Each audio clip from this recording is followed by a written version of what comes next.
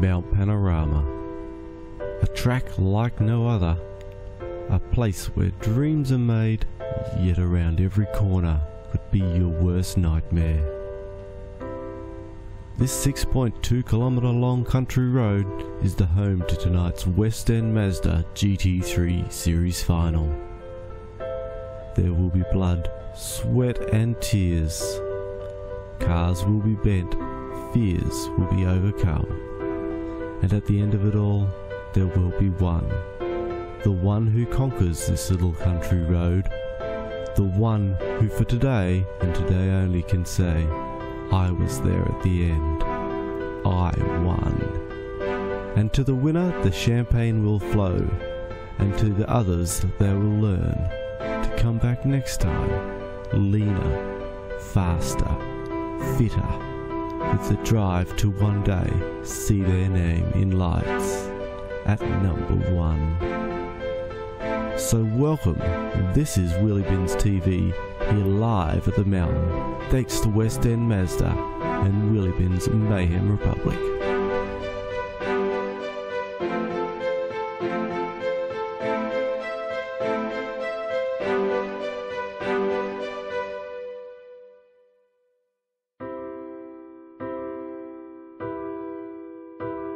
Good evening and welcome to Wheelybins TV, the official West End Mazda Wheelybins GT3 series this evening. Tonight, race 5 of round number 2 here at Mount Panorama, the birthplace of the V8s. We love it here at Mount Panorama and it's going to be absolutely a fantastic night. And we thank you for joining us here on Wheelybins TV and we hope you enjoy it. If you're on the YouTubes, drop us a hello in the chat. We'll endeavour to read your chats out and have a listen to you guys as well. It's going to be a big night here tonight. We got the practices been underway and done. The boys are out on track at the moment doing the qualifying session, which will run through for around about another 5 to 7 minutes, and then we will be into a top 10 shootout here on Wheelybins TV. Joining me in the comms box tonight, welcome to Jacob Knight. Welcome to the comms box, mate. Hello everyone. Welcome and thank you for watching. Also, Matty Norris. Norrie, how are you this evening? I'm alright, Dan. Thanks for let's get this race, the final GT3 run started.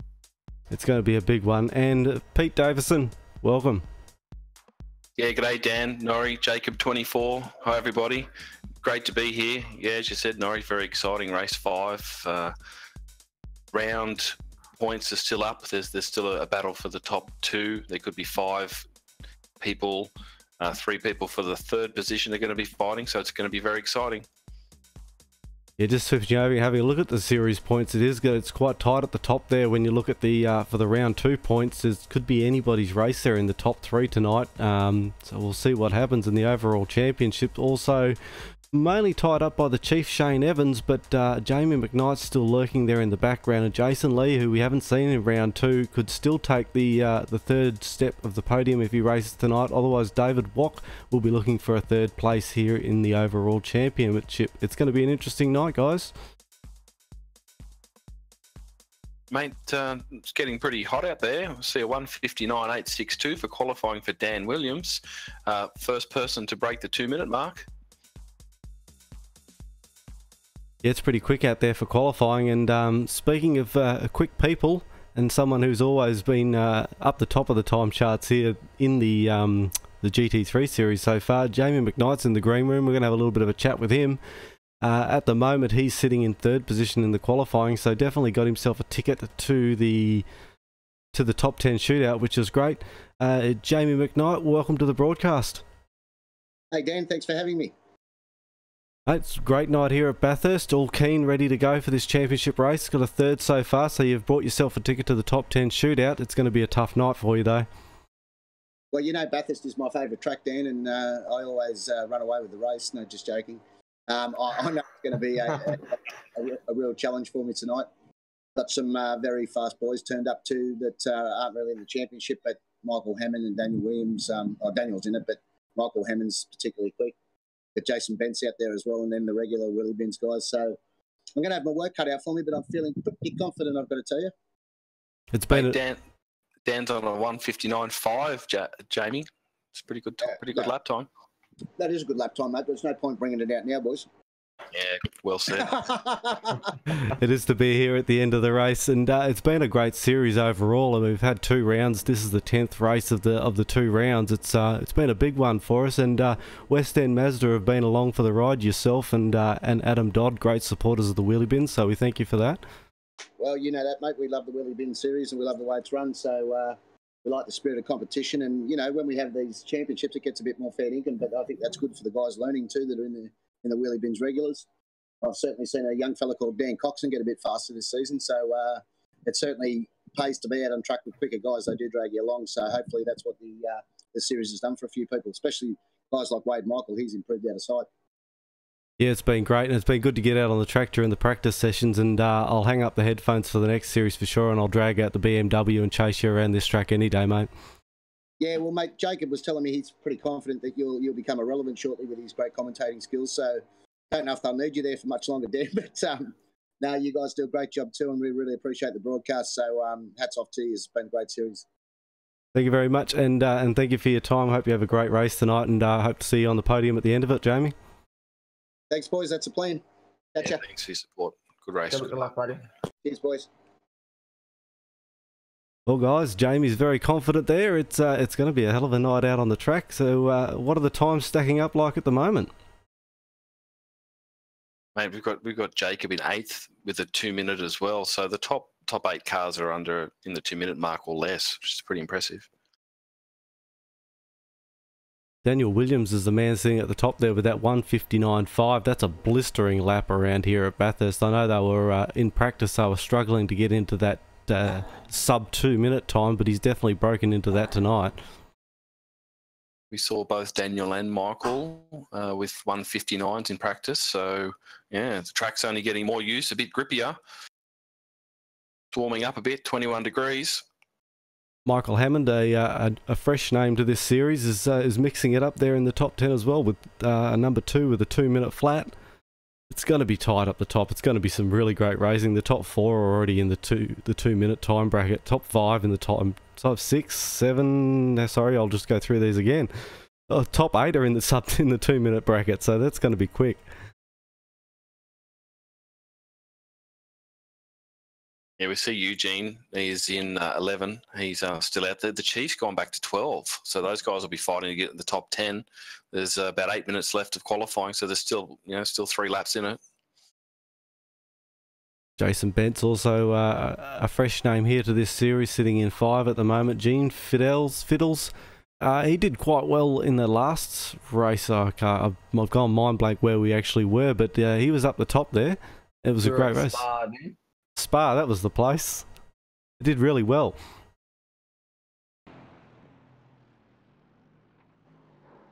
Trying to have a bit. We saw Jason at Phillip Island, a V8 supercar with Jamie and Harley Haber. Made that a cracker battle. I think Jacob 24 was on their tail there for most of that race. Yeah, till I've done the classic minute. Well, mate, I wasn't going to say that, but you're certainly having a good battle. Yeah, it was fun. Must say, poor Jason, though, ran wide on the last turn, and Jamie and I think Kyle both got him. Yeah. You never ever try and do anything in front of Jamie, because we all know Jamie, if there's an opportunity there, he will get it. Yeah, he certainly will. He's very committed, and yeah, we've just seen him come down with a 2:03, so he's in 3rd position now, with Jason with a 2-minute 4. In 4. Tyson is in 5 with a 2-minute 6. Gene in 7 with a 2-minute 7. Jackson Harlow, number 5, 2-minute 9. And we've also got on a 2-minute 0.9 Chris Beresford. Jacob Swab now with a 2-minute 9. And Alan Caldwell top 10 with a 2:01.2. Just squeezing into the top 10 there with a 2:01.2. That's unbelievably fast around here, and there's no way I'd be in that class of for drivers, that's for sure. Let's just mention also behind Alan is Eugene, and he's not even an eye blink behind him in time. Eugene's Alan's done a 2-minute 1:2:02, and Eugene's done a 2-minute 1:2:04. So Ryan, you look at Shane's at 2012, Wade's on a 2014. Skilby's back with his new PC with the 2018, which is good to see.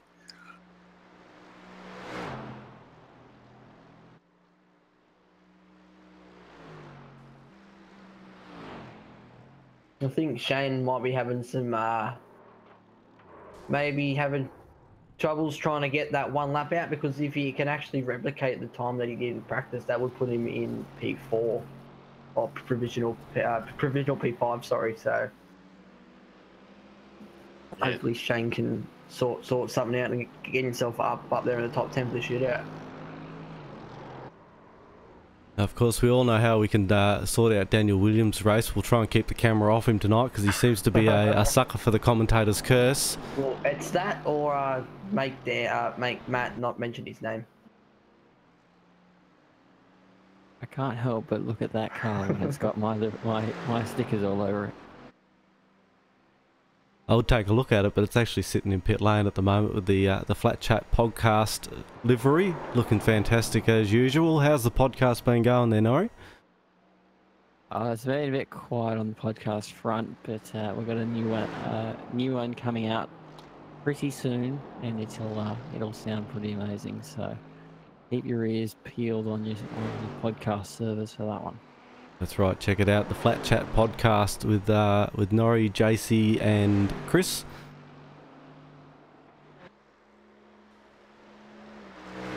Out on track though, Jackson Harlow sitting in 7 at the moment.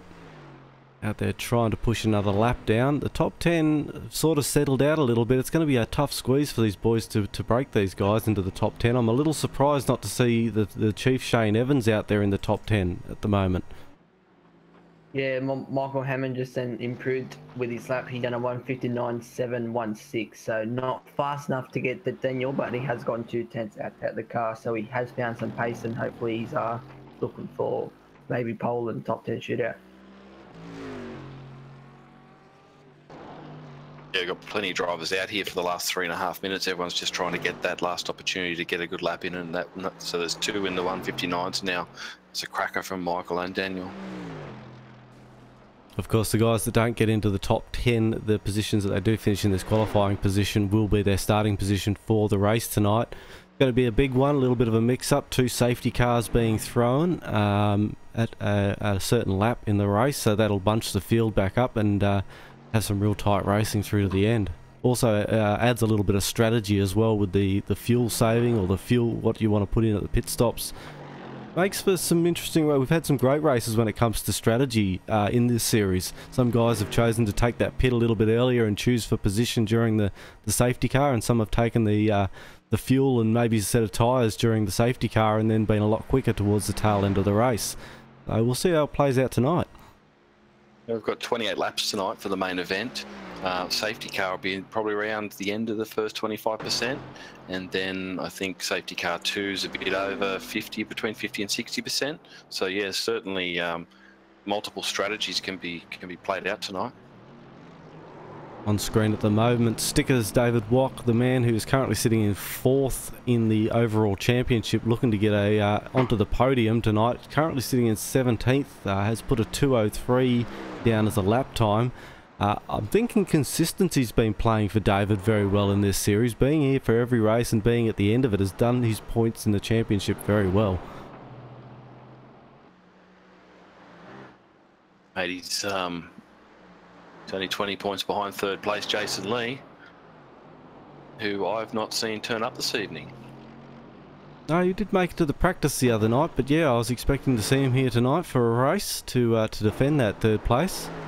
Which is a great effort. It goes to show how far ahead he actually was, because he hasn't raced a race in the 2nd round and was still sitting in 3rd place on the overall championship. So he certainly had a good bag of points after round 1.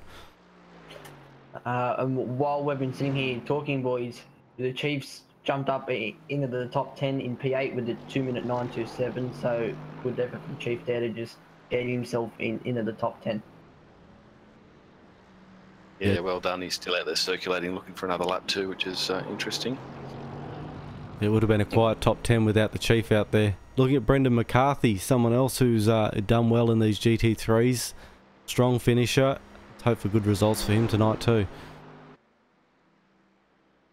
Chief's just popped up again with a 2-minute 2-minute.71. He's now in the P6, so good, very good effort from him.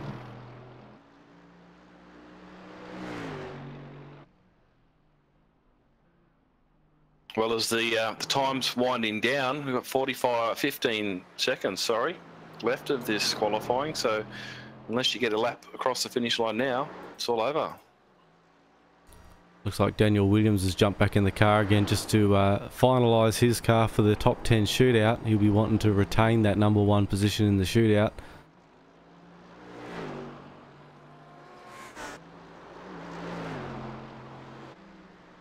We've got David Kwok will be the last car that's started a lap. That Jason Bentz moved up into 3rd with a 1:59.8.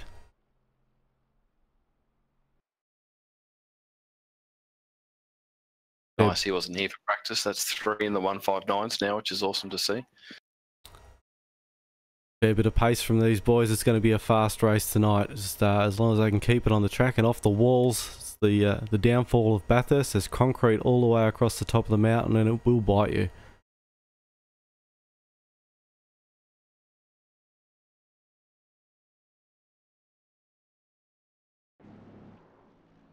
Looking at Tyson McAvoy just coming into pit lane. Crowd favourite on YouTube.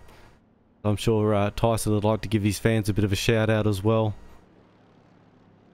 Been a strong contender in the GT3. A little bit of a battle in round 1. He had computer issues and was unable to compete in a few of the races, so struggled a little bit throughout round 1, but has come back with a vengeance in round 2.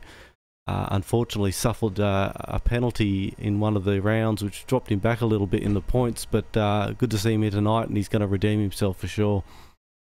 The Chief again has gone up with a 2:05.23, so now he's in provisional P5 and has gone quicker than his practice lap. So Shane's starting to find the grips of that car, and he's gone, well, I'm saving it for my shootout lap. Yeah, well done, Chief. Great lap. Just bumped Tyson down another position, 2 to 6. Obviously, there's a lot of competition between everybody, and you always like to beat the other guy, so I'm sure that'll go down well too. Looking at your provisional top 10, these are the guys we're going to see in the shootout real shortly. Daniel Williams there in number 1, Michael Hammond taking number 2, 3 Jason Bentz, Jamie McKnight in 4, number 5 Shane Evans, Tyson McAvoy in 6, Gene Fiddles in 7, Jackson Susan Harlow in 8, Christopher Brisford in 9, and Jackson Schlab in 10. It's a tight top 10.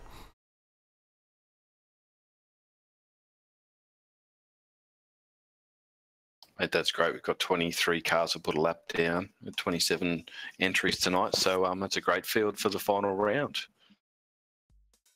Certainly is. So the top 10 server should be opening very soon, so we're going to move on over to that server right now. While you wait, there's a little bit of a break here on Wheelybins TV. We'll be back real soon with the top 10 shootout. It's going to be a big night here on Wheelybins TV. We thank you for joining us, and we hope you enjoy the broadcast here tonight. So stick around, we'll be back with the shootout real soon. We're out.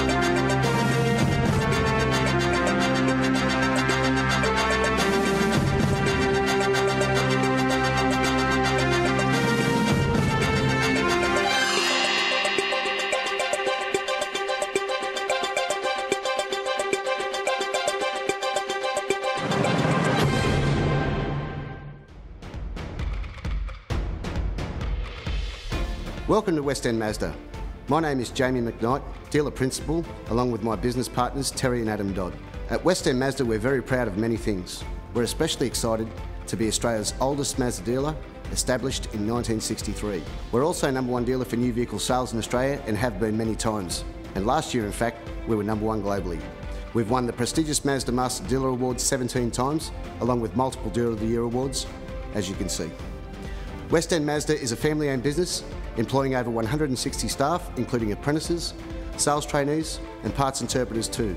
So if you're looking to join an amazing team, we'd love to hear from you. We're Mazda's largest parts wholesale dealer in Australia too, with our recently opened massive spare parts facility at Kings Park.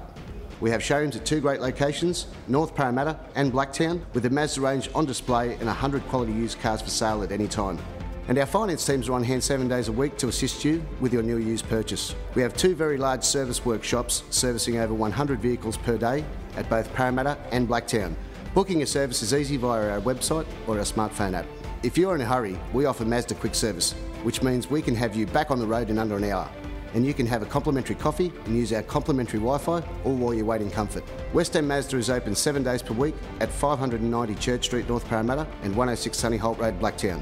Plus, our service departments are open 6 days a week for your convenience. So come in and experience West End Mazda for yourself. Next time you're thinking about your new Mazda, I'm sure you'll be very impressed.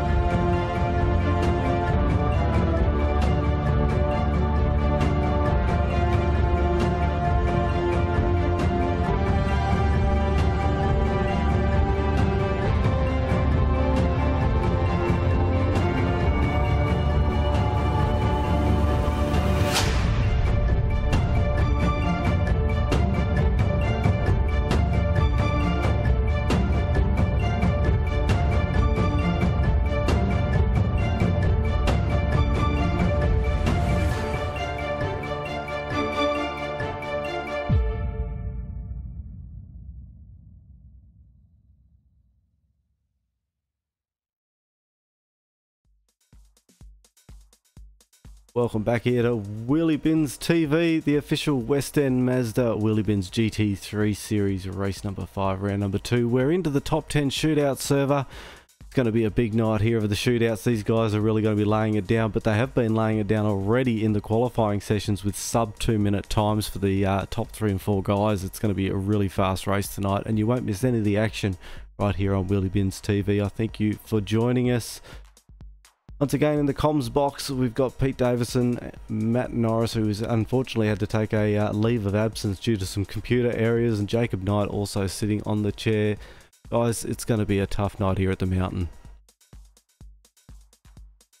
Mate, it's certainly been fast. We saw Dan Williams post a 1:59.5 for pole position, or for coming for be last out tonight in the top 10 shootout. Michael Hammond's in second with a 1:59.7. Jason Bence is a 1:59.8. Jamie McKnight, 2 minutes 0.3 in 4. In 5 is Shane Evans, the Chief, with a 2 minutes 0.5. 2 minute 0.6 for Tyson. Then we've got Gene with a 2 minute 7. Jackson Harlow with a 2 minute 0.79. Christopher Beresford with a 2 minute 0.9. Jackson Schwab with a 2 minute 0.96. Mate, that's a pretty impressive top 10.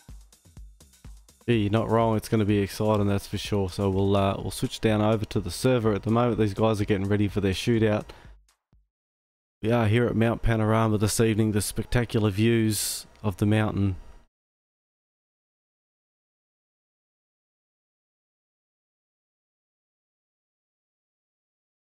Had a freeze of something here, so something's just decided not to work for me. No, Mark, I'm sitting here thinking, are we going to see the same times, or are the other times going to be slightly slower? Because as we all know, in the top 10 shootout, if you make a mistake, if you're someone like Daniel Williams who has provisional pole, and you make a mistake in the top 10, you start all the way back to P10. So. Well, Jackson's our first car out tonight in the Audi, running the JPS livery. It's a fantastic looking car, a bit of a kickback to the good old days when cigarette advertising was allowed on race cars. See what he can do here in the Audi. I love the sound of that roaring V10. Yeah, it's a great sounding car. And I guess Jackson, really some of these guys would have set their fastest lap on maybe their second qualifying lap rather than their first one. So the cars don't quite get up to temperature on that first lap.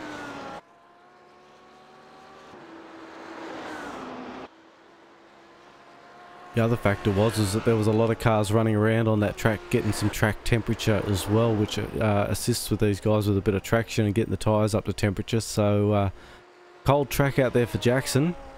See what he can lay down. Yeah, look, it's a little cloudy today with the 21 degrees at Mount Panorama. Now we've come into the afternoon, so made probably good conditions to race, good conditions for tyres, brakes, and probably not too bad on the drivers, and certainly, as we've seen, great conditions for fast lap times. Just on board the side of the Audi at the moment, a V10 logo. Warms it up down Conrod Straight. This is just a warm-up lap, and he'll go in for a flyer lap.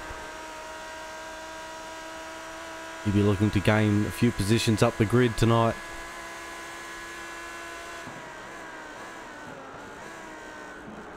Although looking at the top 10, he's probably the only odd one out there. The rest of them look like he's been monstered by Mercedes tonight. Yeah, the Mercedes is quite the favourite here in GT3 racing. Yeah, you're not wrong. It's a very quick car, and also handles quite well as we see Jackson now just start his flying lap. Up the mountain, lights are ablaze.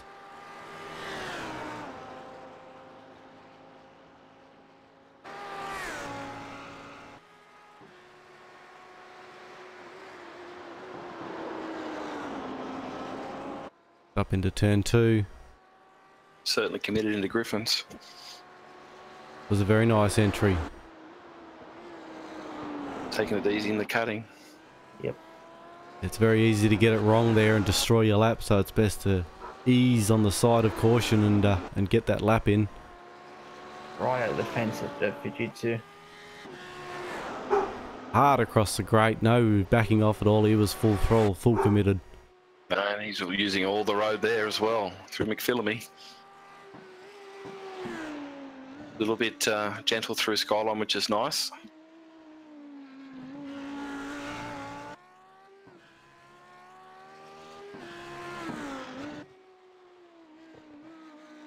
Well, he's certainly attacking it as he gets the tail out through Forest Elbow. Yeah, that was right out sideways. That was a good catch there from Jackson Shaw. That would have hurt his run back, because he would have lost a whole lot of time coming down Conrod. Nice keeping it together though, well done.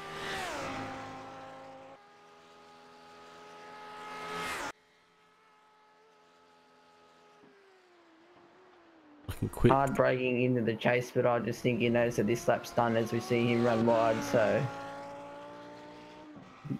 bit disappointing there for Jackson, but at least he can finish his lap and not wreck the car. Over he goes with a 202.2.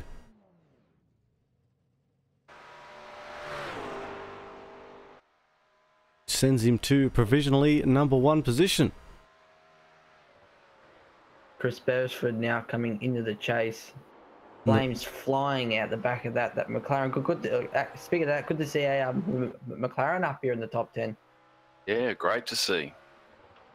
And huge flames as he backs off. Awesome car to follow at night time. Oh, it would be.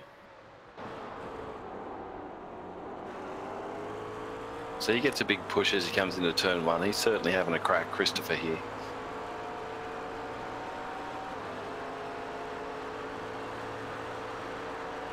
Up mountain straight under the Petters Bridge. Lad out, the car gets a little bit light. You got to get that downforce right. Into Griffins.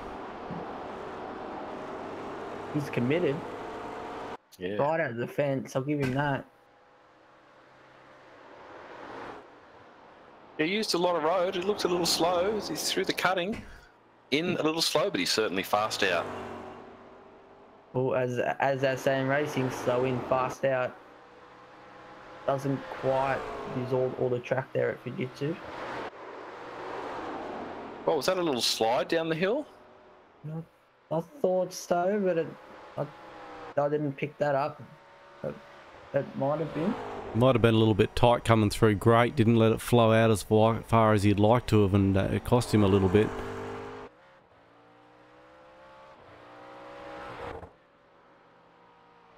Down into the elbow now, this corner is critical because you need the best run you can out because it's a long way down to the chase down Conrod.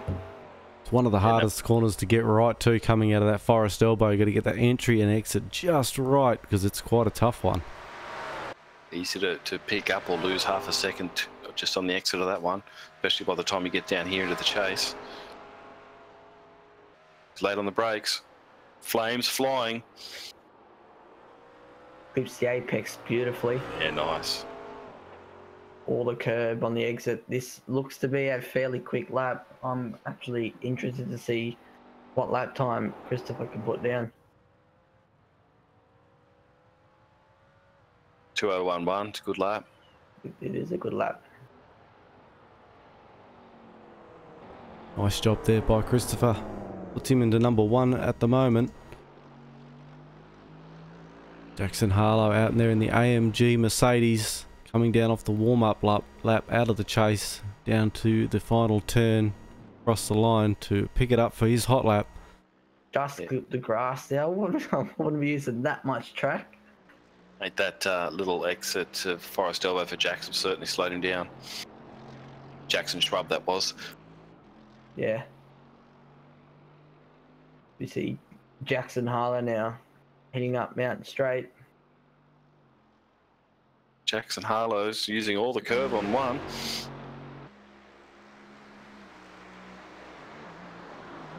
Great camera angle. You get to see just how big that rise is up Mountain Straight.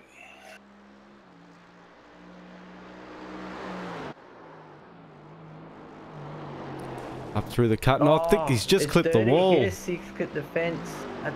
That's probably ruined Jackson's lap. So that's disappointing. Oh, he's nearly wowed Fujitsu then as well. I don't think Jackson cares now. He knows his lap's dirty, so it's go hard or go home. For those unfamiliar in the iRacing world, if you touch a wall or run off on the grass during a qualifying lap, your lap is voided and doesn't count. So here in the shootouts, it's devastating and can relegate you back to the number 10 spot. Mind you, we've seen the odd touch, although as he goes over Skyline to the S's, that might have gone another off track. But we have seen a little touch on the walls. It looked like netcode and then not be penalised. So you're not wrong there.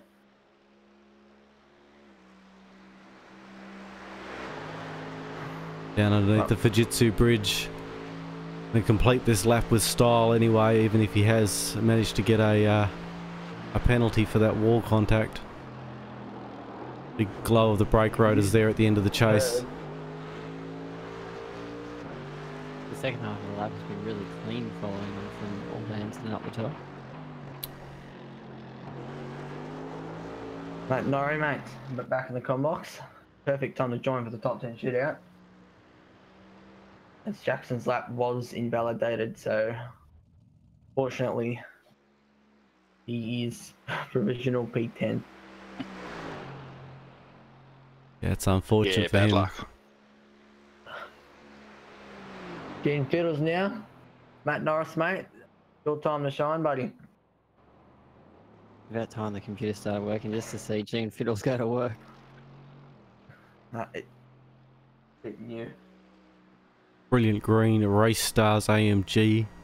The flat chat banner across the top of that one too. Gene's actually put a lot of practice into this AMG setup, so he'll know exactly what to do, exactly where to have the car positioned. Did that go invalidated? I hope it didn't. Generally, you can go 2 wheels on the grass at turn 1. It's not so much of an issue. He may have just kept it. With the grass physics for iRacing, it certainly shows when you do it. It does, I quite like it. Yeah, a lot of the physics have changed. You can see where someone's ran off on the grass and the black marks stay on the track a lot longer, so it's made the realism of the game a lot better. Sorry, the realism of the sim. I'll get slapped in the chat room there for calling it a game. Just about to call you out there and say Tyson would not like you calling iRacing a game. I was having trouble digesting that one.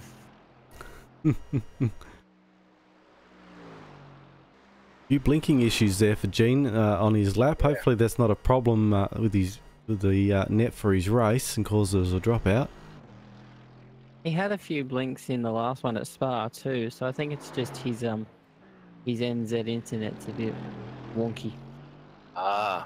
Don't know much about Gene. Where does Gene come from, Matty? The long white cloud. New Zealand. Racing from all the way across the Tasman. It's great to have him here in Bathurst. Across the dead. Alright. Did you know here that that Wheelybins is a international series, as we do have Mikhail, who comes from Sweden, and Gene from New Zealand. We do have a few people from New Zealand here, so it's just one big extension of Australia as Gene crosses the line. Oh, he's got a lap. Flat. Bumps him up into #1. Fantastic lap there for Gene. Great lap. It actually looked slow across the top of the mountain. He kept it that tidy. Slow is fast, remember. So, and I think Gene's just shown us again. Well done. Bumped him up to McAvoy, #1. Yeah, the crowd favourite Tyson McAvoy.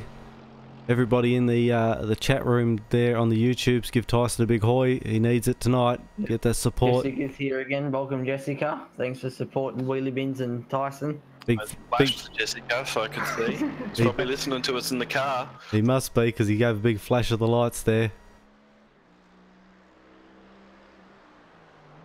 Certainly a showman, our Tyson. He just misses the apex there coming into turn 1. Hopefully that hasn't cost him too much time though. As we see him heading up Mountain Straight, certified insanity on the rear of his Wheelybins AMG. Had to tackle this mountain at any time of day, at any time of night, any time of the year. It's certified insanity. The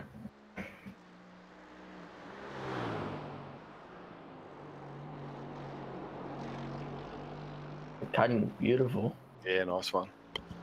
Yeah, he got that power down just great as you come out of that cutting and over that rise, kept the car real stable. Very nice. Across the top now, this is where you can do your lap or kill your lap. As Tyson gets across the top very nicely. Yeah, it's very nice. Used all the road, foot flat to the floor. Laid on the brakes. Smooth through the S's into the dipper. It was very smooth. There was no dancing of the car at all. He had that perfectly pulled up there for the dipper. Nice early on the power. Yes, that was close. Forest elbow. He's using all the track possible. This is going to be a good one from Tyson. If only I did, if I only did this as like real life and you could be like Mark gave me like from my splits here, it looks like he's in first. Yeah, well, you can say that. It just might not be right. Yeah, it just might not be right. We'll wait for iRacing to add that feature. Yeah, nice 2 through the chase. Tyson's on a good lap here. He's going to have to do a good lap to beat Gene. Flash there. He's confident. He's a little bit wide there on that. That might hurt him a little bit, but what's he get? You're going to put in P2. Oh, P3. I was wrong. 1.8.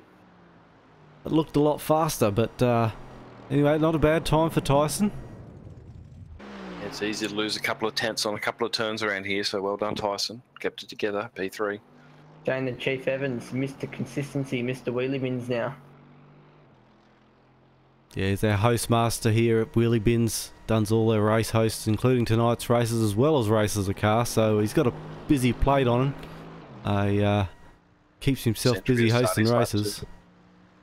Yeah, it was a good run out of that final turn there. Shell V-Power Mercedes tonight.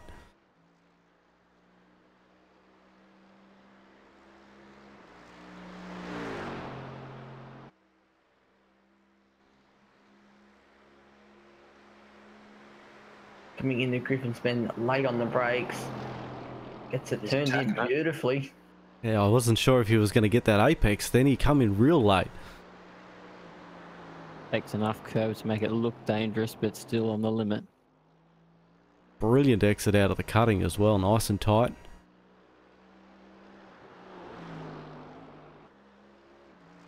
Almost flat through under the tree there.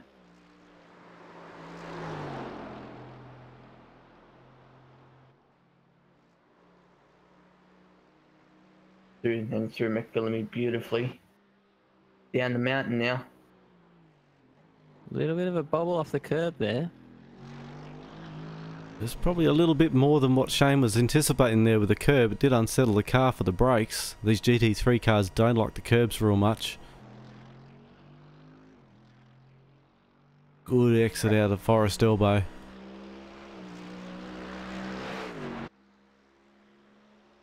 I think the little bobble dog on his dashboard would have been wobbling over there through the S's. A pretty smooth lap. How deep did Shane go in the brakes? Almost to the 100 board.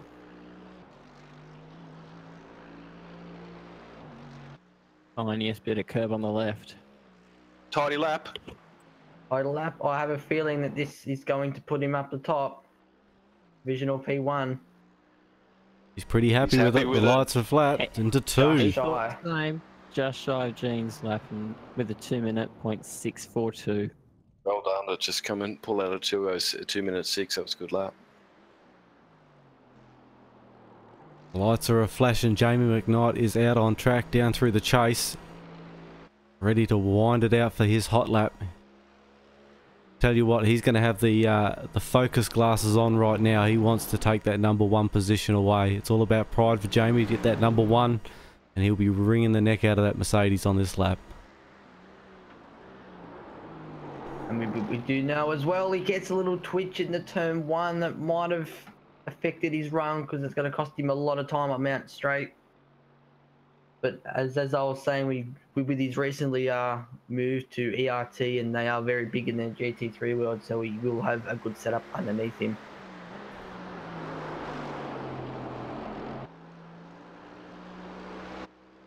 Made nice and smooth through Griffins.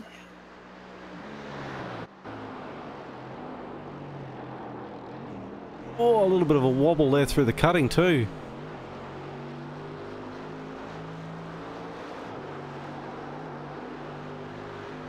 Certainly pushing up over the hill.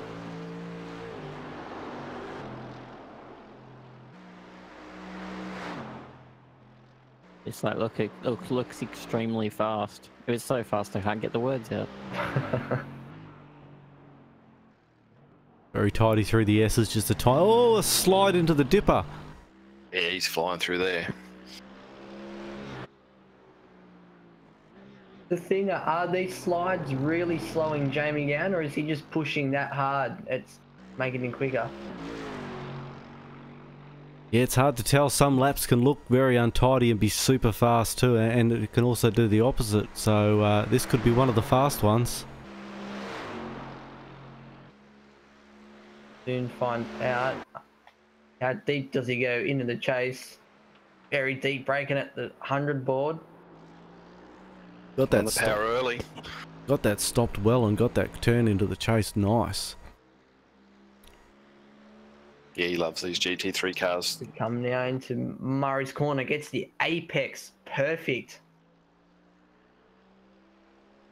Across the line, 2 minute third. 9. Yes, I think that mistake in first corner would have lost all his momentum for the first sector up Mountain Straight. Well, certainly fast. Little mistakes. Only shed a couple of tenths off. So his quality's in P3 so far, which is good.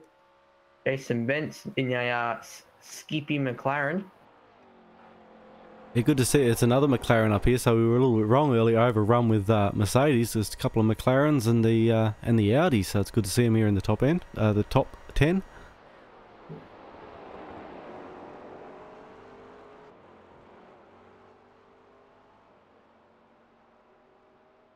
Up Mountain Straight, or the flying lap, up over the rise, under the Pedders Bridge.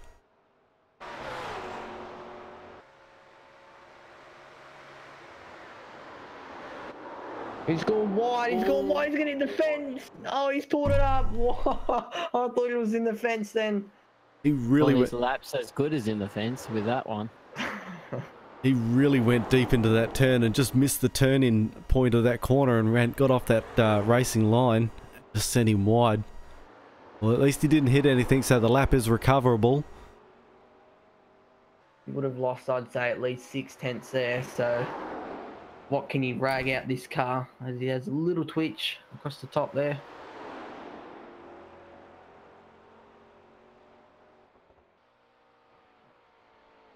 Looked really nice across the top of the mountain, actually. And again, flies through the S's. Right down through the dipper too. Now down into Forest Elbow, a little bit squally. In very early. Good run.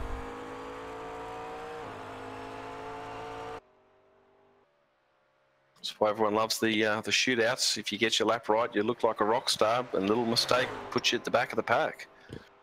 Yeah, the pressure's always on in the shootouts. You know, all eyes are watching you, so that always adds to the excitement as a driver. Not only do you have the broadcast on you, all the other guys are normally are watching as well, so what's the pressure on? I guess the broadcast is good because you can always go back and watch your mistake again, so... Okay. That is true, and across the line, Jason Bentz goes with the 7th, the 202.8 for the McLaren.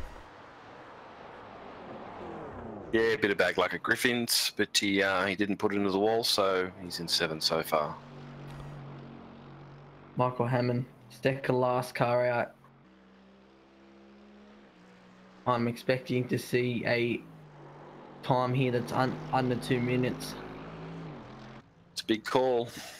It is a big call, but if anyone can do it, it's gonna be these final 2 drivers. We did see him do it in practice and qualifying.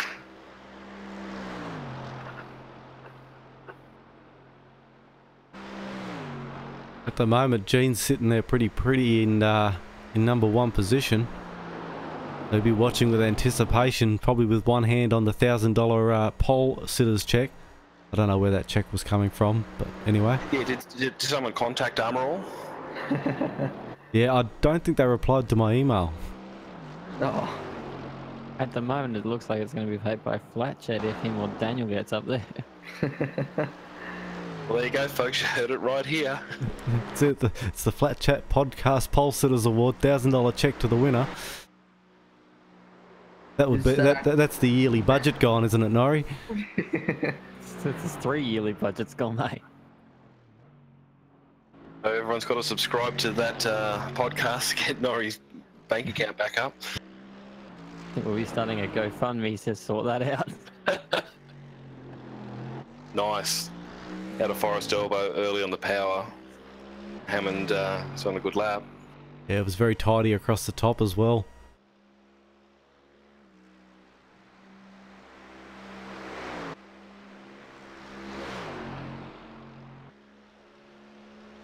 Fast down into the chase. Looks like a quick lap. Throws it in.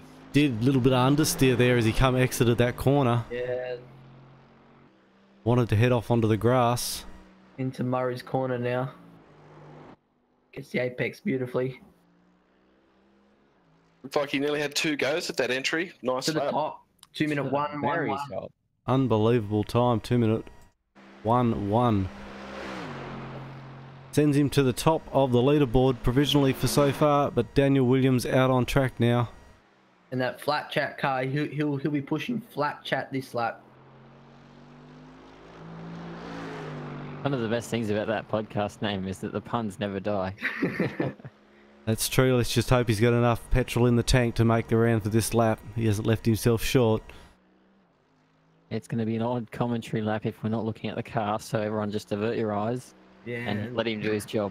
Yeah. Oh, he's he's, made a mistake. he's on the grass. Norris opened his mouth and he's made a mistake. That was definite grass. That was out beyond the green mat there, so hopefully that didn't come up on his screen as a 1X, an off track. I can see Gene's marks and I can see Daniel's marks, and they're on the same line, so we're all good. Fingers crossed. Clutching at straws here.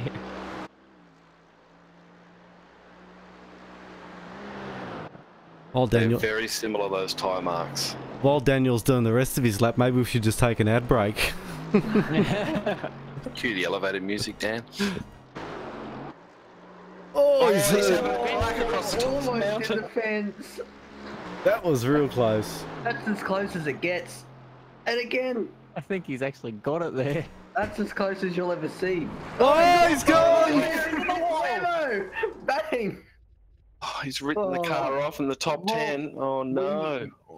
All of us knew that it was never going to go to plan with us watching Dan do the top 10 shootout lap. We should have just went to an ad break before he even started. That is his Achilles heel, unfortunately, is us watching him.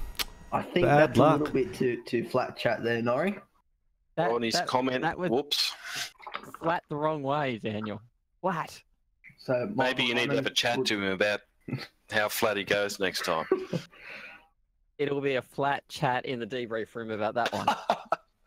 You boys just want to round out the top 10 for us. We'll be seeing them in the top 10 of the race. So Michael Hammond will be on pole for the race. Gene Fiddy's in second. Shane the Chief Evans in third. Jamie McKnight in fourth. Christopher Beresford in fifth.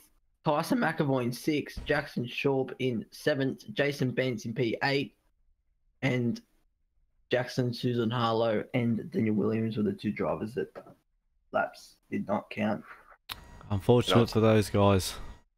I'd say as Daniel qualified in front of him, that's where it'll be tonight. Daniel in front of Jackson. Yeah. Yeah, that's not right. wrong. Well, we'll make our way over to the race 7 now. It's exciting top 10. It's always fantastic to watch the shootouts here around the mountain. It makes so much sense and it works so well, and these guys had a blast and gave it their all. Michael Hammond come away the winner of the top 10 shootout, though, taking out the number 1 position with a flat 2 minute around here at Mount Panorama. We'll be back real shortly. There's still more to come here on Wheelybins TV, so make sure you stick around, stay tuned, and we'll be back real soon after these quick breaks.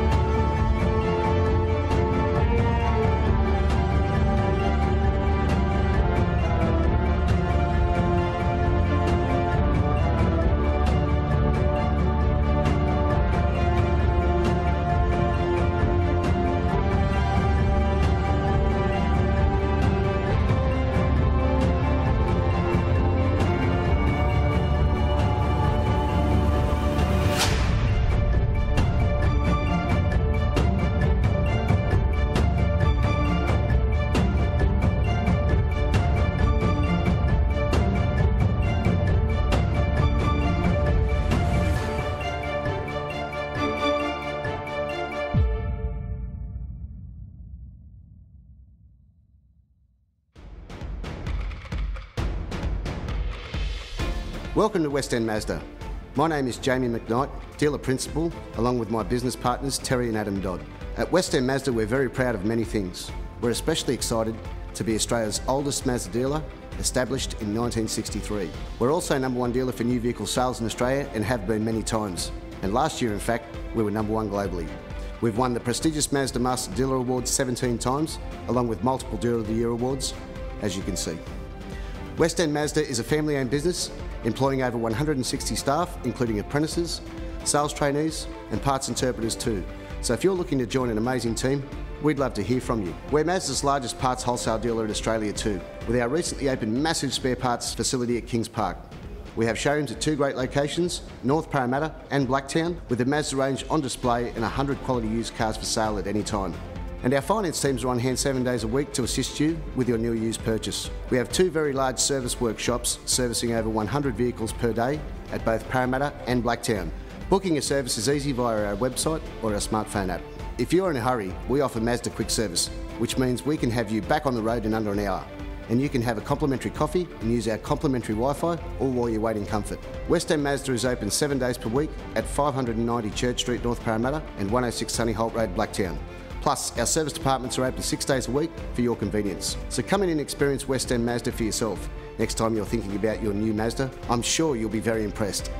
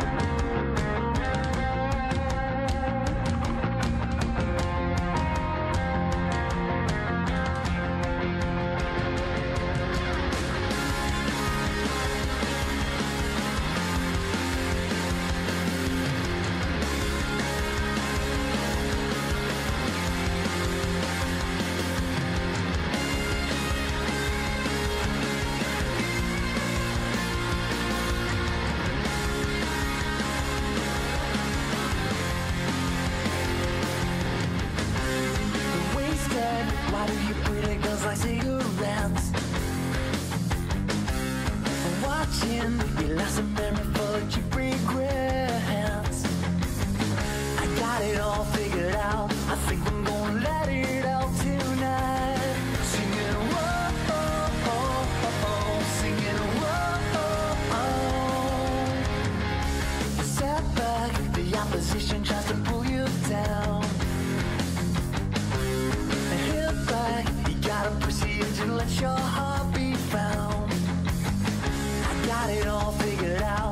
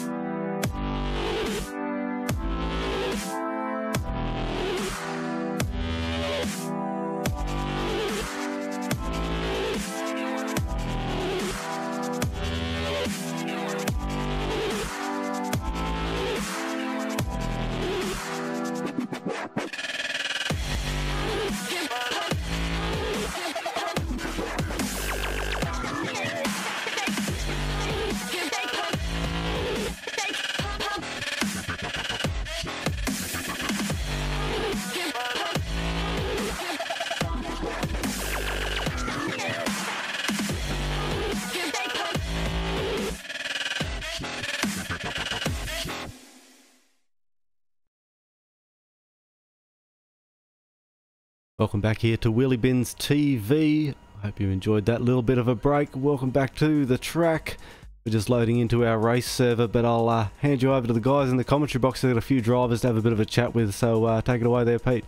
Actually, Pete's not in the comms box. He's just ducked into the other box. That's all right.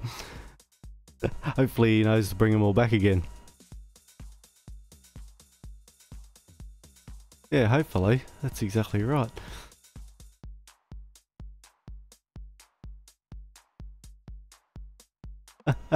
I might get one of you guys to jump in there and tell him he's got to bring him into this room. And knock on the door. Hope you guys have enjoyed the race so far. It's been a fantastic qualifying, and the top 10 shootout was awesome. Now we've got a big race ahead of us. And anyway, we're going to drag some people into the comms box, and evidently Pete doesn't know how to drag people in. I don't know if he's got that worked out there, Jacob.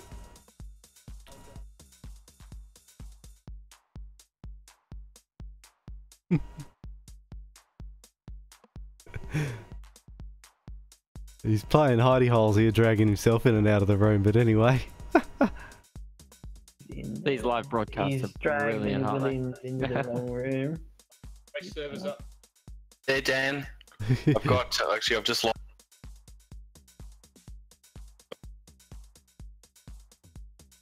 Hey, there we go. There we go. Daniel Williams, mate, that was a bit flat chat. Committed.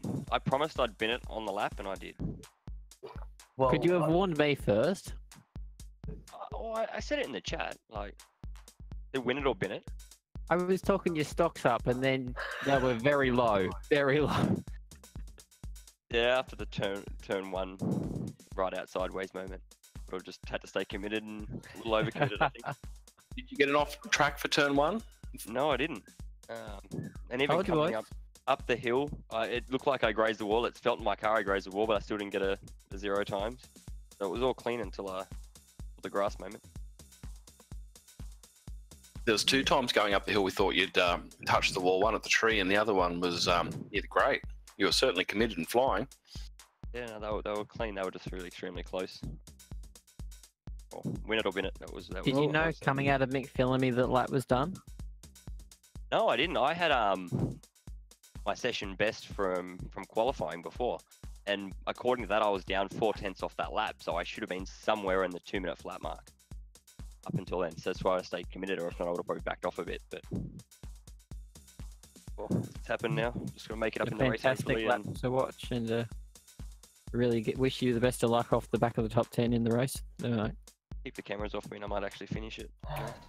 We'll do just that. Jeannie, you were running around quite well too there, mate. You had a great qualifying. Yeah, bud. How you going, guys? That was pretty fun. Probably about a 95% lap, something like that. Mate, it looked very smooth. It was very fast. You only just got pipped at the end. Yeah, pretty surprised to be starting off the front row, to be honest. There's a few missed opportunities there from a few of the other guys, I guess. And yeah, it took me a bit by surprise because my usual style, I mucked around all night and missed almost all the practice. Jumped in, didn't have a set, went hunting for one of those, and then started cracking on in the qualifying session before the top 10, and wasn't expecting to be anyway, to be honest. Was it turn 1 that cost you, mate? No, man, no. I was, as Danny was just saying, I had my session best, or session optimum up from the previous session, and I was on my optimum, which was a 2-minute .2, where I lost. It was dropping down off the skyline, and then didn't quite make the most of the chase either. It's a great lap to watch there, Gene. And cheers, Norrie, mate. Off grid 2. Yeah. Yep. Yeah, nice one, Gene. Just in front of Shane and Jamie will be hungry behind you. So will Chris and Tyson. So yeah, be eyes forward lap 1. Bit of a mixed blessing starting off the front when my true pace is probably a couple of rows back. But I'll see who wants to try and send it, and I'm not too much of a one to fight too hard, especially around a joint like this. So Oh, not one to fight too hard. I wouldn't set that about Spa. Oh, Spa's one of my tracks, so I seem to go good there no matter what. So this place, not so much. Yeah, mate. Well, Keep your Spa form and make it for a good race. Yeah, here's hoping. 28 laps, long way, but a lot of concrete around 28 laps worth of this place. So keep it off that and we'll make it somewhere decent at the end, hopefully. yeah, a couple of safety cars will certainly throw a cat amongst the pigeons. Yeah, it's a good point, actually, yeah. Let's field back up again. Yeah, well, in quali you were mate 2 minutes 7:55, so you certainly, mate, looks like you are circulating around your pace. Yeah, I wasn't too far off. Started to see 1 minute 59s, and I got a bit like, holy crap. Yeah, I'll get there. Didn't have a lot of lead in tonight, but feeling pretty comfy, so should be all good. Best of luck, mate. Yeah, appreciate it, mate. Thanks a lot. Right, guys. Well, I think we're going to be rolling into the. We have Tyson McAvoy in the green room too. Yeah, just grab Tyson for a bit. There we go. Grab Tyson. Yeah, we'll go grab Tyson for Jessica. She's probably sitting there eager to hear him. Good day, fellas.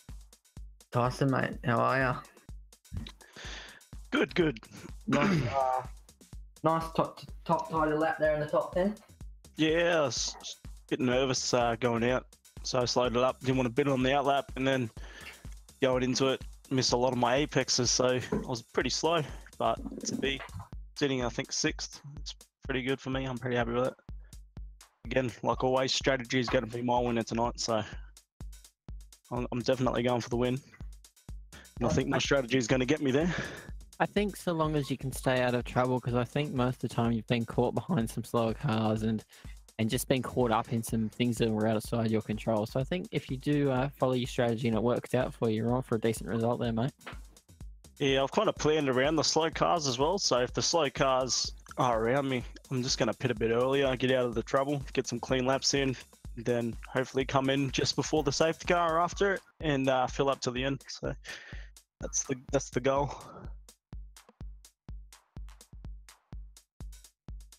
But it's a good show for the last round of the GT series, and a big thanks to Wheelybins and especially Jamie McKnight for the sponsorship, and you guys for hosting it. And yeah, it should be a good race.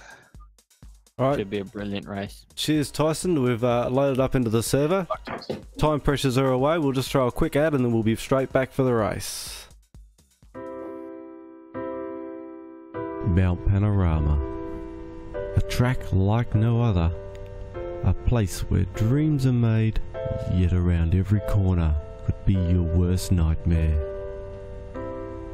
This 6.2 kilometre long country road is the home to tonight's West End Mazda GT3 Series Final. There will be blood, sweat and tears. Cars will be bent, fears will be overcome. And at the end of it all, there will be one. The one who conquers this little country road. The one who for today, and today only, can say, I was there at the end. I won. And to the winner the champagne will flow, and to the others they will learn to come back next time, leaner, faster, fitter, with the drive to one day see their name in lights at number 1. So welcome, this is Wheelybins TV, here live at the mountain, thanks to West End Mazda and Wheelybins Mayhem Republic.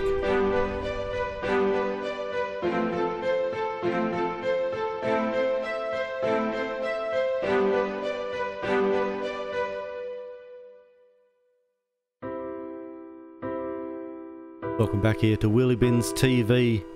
For the official West End Mazda Wheelybins GT3 Series, race number 5 of round 2. It's been a big night here so far with qualifying and the top 10 shootout. We hope you've enjoyed it so far. The guys are all making their way back to the commentary box after being down and having their hot dogs and whatever it be, a feast down at the food stalls downstairs. I noticed none of them bought me back something to eat, and my drink's empty too, boys. Yeah, sorry, mate. I couldn't carry enough. We got 28 laps around Bathurst. I needed both hands to carry both bags of chips I was going to eat.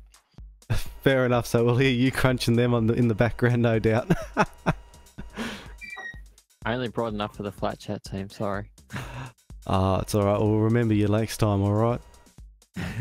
Right then, sorry mate, just had to scoff down your hot dog. No worries, did you have one with a lot? Was it onion and cheese, the works? Yeah mate, had it all. While we're waiting for this race to boot up, we might just run over the series points so far and see where we're looking for tonight's race. Currently sitting on the round 2 points championship, we have Jamie McKnight sitting there at number 1 with 120 points. Shane sitting right behind him with 112, so these two are going to be battling out. Daniel Williams there is a sneaky chance of taking the top step, with a draw of a top step there with 30 points on offer tonight. He's sitting in 3rd. Looking at the overall for the 2-round championship, Shane the Chief Evans has basically got this one sewn up. Jamie McKnight's there in 2nd. Jason Lee, who hasn't made tonight's race server, was sitting on 3rd in the championship overall, but if David Watt can get some points on tonight's race, he's a good chance to take the number 3 top step tonight in the race. So good luck to David and good luck to all the other guys out on the track tonight. Joining me in the comms box once again, we have Matty Norris, Jacob Knight and Pete Davison. Guys, thank you once again for joining me in the comms box. We're back here at the track for another big race. Certainly. We've got a couple of guys who could overtake Jason for 3rd in the series, with David, Tyson and Daniel Williams all within points to be able to do that tonight. As the guys just take it away under the pace car lap to the start line, as a rolling start in these GT3 cars, we get a full look at the field. You heard Tyson McAvoy had a bit of a messy top 10 there, but he's happy to be in the position he is, and strategy's going to play out for him. He's always been a strategist in these races and has worked a few times, so we'll see what he can pull out the bag tonight. Lights are out on the pace car. It makes its way into pit lane. We have a car heading off into pit lane already off the start of the race. That's going to cause some chaos for these guys at the back as the race is about to start. Green flag underway. Live on Wheelybins TV. Oh, green, sorry. All good. Shane the Chief Evans up there on the outside with Michael Hammond on the inside. Jamie McKnight there on the inside in 3rd. So far, Tyson McAvoy keeping his position in 4th with Christopher Brisford on the outside there in the McLaren. These guys look to have all made it through the turn 1 without too much hazard, although I think there might be a little bit of controversy about these couple of cars coming into pit lane under that start. So we'll see what happens with that. A couple of guys starting from pit lane. Gary McKnight already in the 2nd. Dean Fiddis, what happened to him? He's He didn't actually make the race. Ah, really? He couldn't find the host, so... That's unfortunate for him. That's not good. So that's the equivalent of real racing, of jumping in the car and someone stole your motor. Stole your motor, or... Jumping in your transporter and the GPS didn't work. Where are we? Much the same up the top of the mountain. Michael Hammond's got control of this race so far on lap number 1. Jamie McKnight, though, slipped up into 2nd place. Jackson all over the rear of Christopher Beresford. He's looked down the inside. He tucks back in behind him. He will have the slipstream down this straight though, so he'll be able to get the move done into the chase. Jackson have to be careful. Jackson's looking pretty eager to get past Jackson going down. It is only the opening lap, so be smart. There's a touch. He's make contact. Oh, he's in the fence. Oh, he's around. He's Jackson rolled. and Christopher are out of here across That's the a huge track. Moment. Christopher's way up on that wall there. That was a massive smash.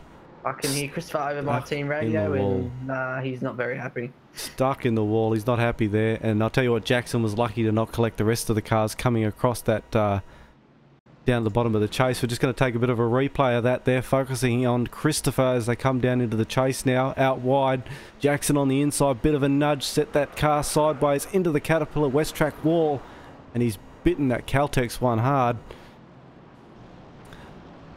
Just going to run back a little bit again on Jackson's got the tail across, running across the chase. Very lucky to miss the cars there, lucky there was a bit of a gap. Oh, it's unfortunate for those guys to be taken out of the race so early.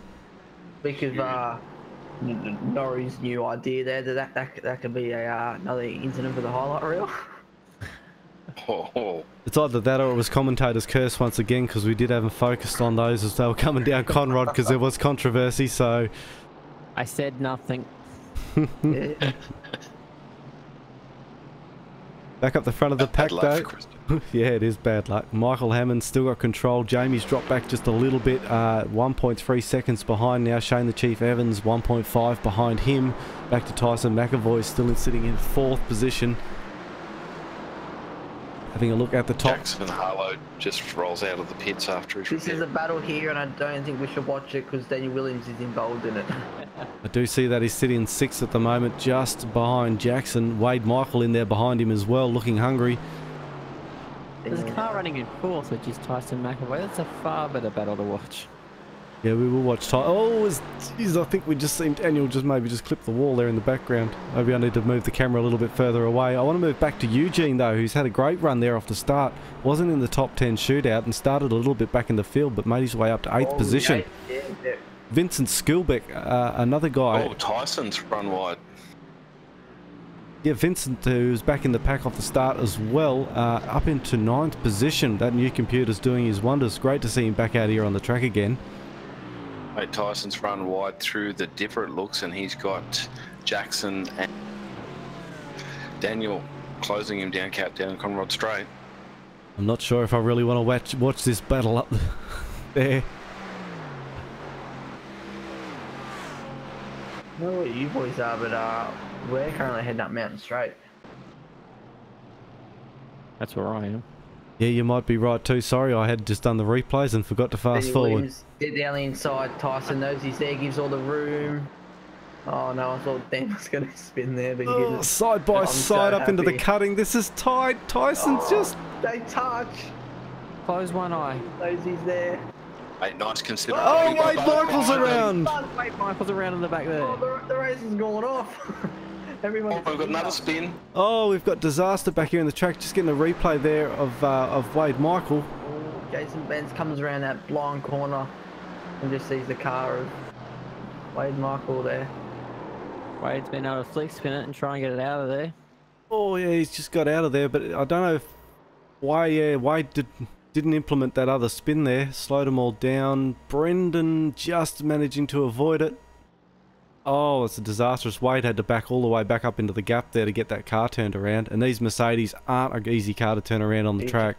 No. Yeah, unless you've got a button on your steering wheel to turn the traction control off, you can't flick spin it like a V8. No, you can't. It's exciting. Bad luck there for Wade. He's been doing so good too, but no doubt the safety car will bunch him back up again later in the race. And he'll be back up the front. Daniel now, another look on the inside of Tyson, who looks like he's got a little bit of damage on the rear wing, so... Well, he's got that pass. He really jumped that curb into the chase there to get it done and leave some space, but Tyson knew he was coming and left the door. No point fighting it. And clean. Let's move the cameras away from this area. Eugene Burton now up to 7th position after those couple of stacks up through the cutting. Vincent moving into 8th position. Mitchell Chapman in the Ferrari out on track into 9th. Stephen Hoare into the top 10. Jason Bentz moved up to 11th position. Brendan McCarthy in 12. David Wack into 13. Wade Michael, who had that spin earlier, has dropped back to 14th position. Jackson Harlow in 15th. Brian Cooper in 16th position. Alan Caldwell is dropped back to 17th after that spin. It was him that was the second car to spin in the cutting. And Christopher Besford, after that stack in the wall down at the chase, back to 18th position, had that car repaired. Back on the focus out the front, Michael Hammond has got a real commanding lead now, 2.6 seconds ahead of Jamie McKnight. Not so much of a concern for these guys. He's going to get a big lead. It's going to be all eaten up at the end of lap 6 when we see our first safety car. I see car 75 and car 600 a post-race review of that incident. And we actually are coming. Michael Hammond is coming up to Christopher Beresford. Was he one of the boys who was up right there in the top 10 shootout? I think he was, and Michael Hammond's about to lap him. So opening lap troubles there for him. Yeah, Christopher was the car that rolled across the safety wall through the chase after the incident with car 75. Okay.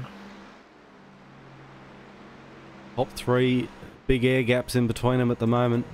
We will just have a quick look at Daniel Williams catching up the back of Shane. He's only 2.6 seconds away. Tyson McAvoy in 5th position, 1.1 behind Daniel Williams, and then back to Jackson in So the Christopher Audi. needs to keep his power on so he doesn't go to lap down here. No, but I do think that that Shane will gear in the wave around. As we see Tyson, he's taken this strategy right into play. He's heading into the pits. So will we see Tyson get tyres now? I know it's really early in the race, but will we see him just get the fresh rubber now? I don't know if he could probably take that much of a hit with a spread out field, but he possibly could. But knowing that the safety car's coming out at the end of lap 6, he's dived in at lap 5. This is strategy at play for Tyson. We'll see how it goes. Yeah, Tyson's looking for track position once the safety car comes out, but I don't think he realises that if Jackson Harlow passes him here, that could be an issue. And here comes Jackson behind these 3 cars that are catching Tyson up Mountain Straight now. Also got Wade Michael in there, caught out in the spin at the cutting. Yeah, Wade's got a little bit of damage on his rear wing. Tyson took fuel only though, so he'll have nice warm tyres and he'll be straight into it. Or Jackson's run wide at the cutting. Managed to hold that position still. Wade probably a little bit dubious about making a dive there after that spin. That was the Marcus Ambrose, Greg Murphy line, wasn't it, through the cutting? Very close too. Just lucky the drivers can't exit the cars in this sim. Oh, I didn't McPhillar me. But David Walk there, Mr. Stickers knows that they're coming and leaves the door wide open for them. So very nice of Mr. Stickers there. Yeah, Stickers is playing the long game tonight. He knows that he's in for 3rd position for this championship. Does have to still finish a little way up the field and bag some points tonight though. A great looking Pennzoil paint job there on that Mercedes too for Stickers. Okay. Bit of a throwback to I think it was a Corvette that might have been painted up like that in the US, one of the US racing series. Also, I think there might have been a NASCAR from the early days of Michael Waltrip. Michael Waltrip running the Pennzoil. Yeah. Pennzoil, yeah. Could have been Kevin Harvey because he used to run up that. See Jackson Schwab's in for a pit, and so is Jamie McKnight, so is the Chief, so is Car 4, I'm not going to say his name. So, sorry, not Car. Well. This is all a reaction from Tyson taking the dive. These guys have done exactly the same thing as him, knowing there was a safety car coming. They've taken the dive so they don't lose track position, which is technically not going to, it's not worked out for Tyson because these guys have copied him. No doubt Tyson would have come up with an alternative strategy if this was to happen, but it's definitely, the early suggestion is that it's not gone his way.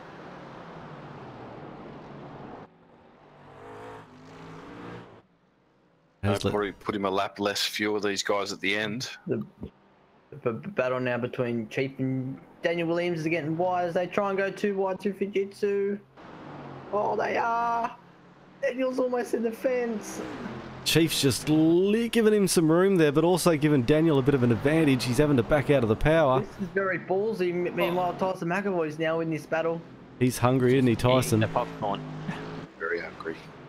He wants Daniel and Shane to both just fall off. And the yellow flag is out. So that battle is now come to a halt.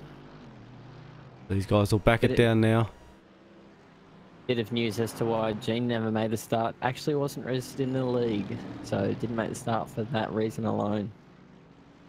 Yeah, okay, very unusual there that would happen. We do have 2 Genes tonight. Wonder if that was an option. Possibly the Gene and the Eugene. I know Eugene is Eugene on iRacing, not Gene. So. Oh yeah. Well, who's the other Gene?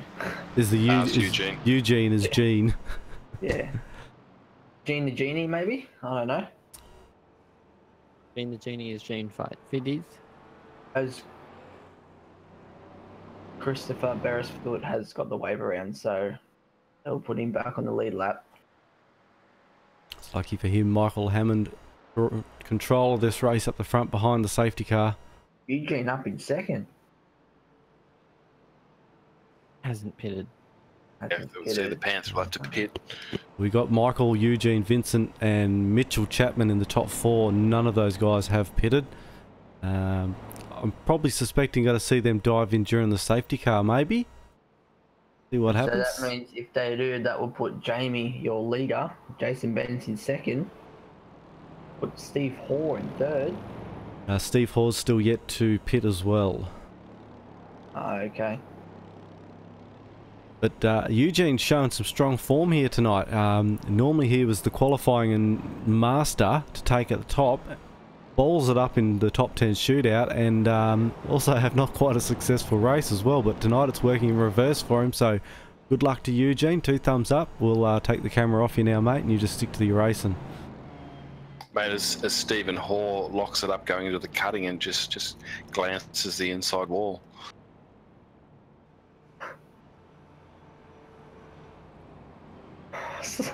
Sorry for me laughing here. The driver's voice chat's just Wade Michael is stuck behind. Apparently Tyson McAvoy's keeping to a safe pace, but Wade Michael isn't happy with it and is yelling over the radio.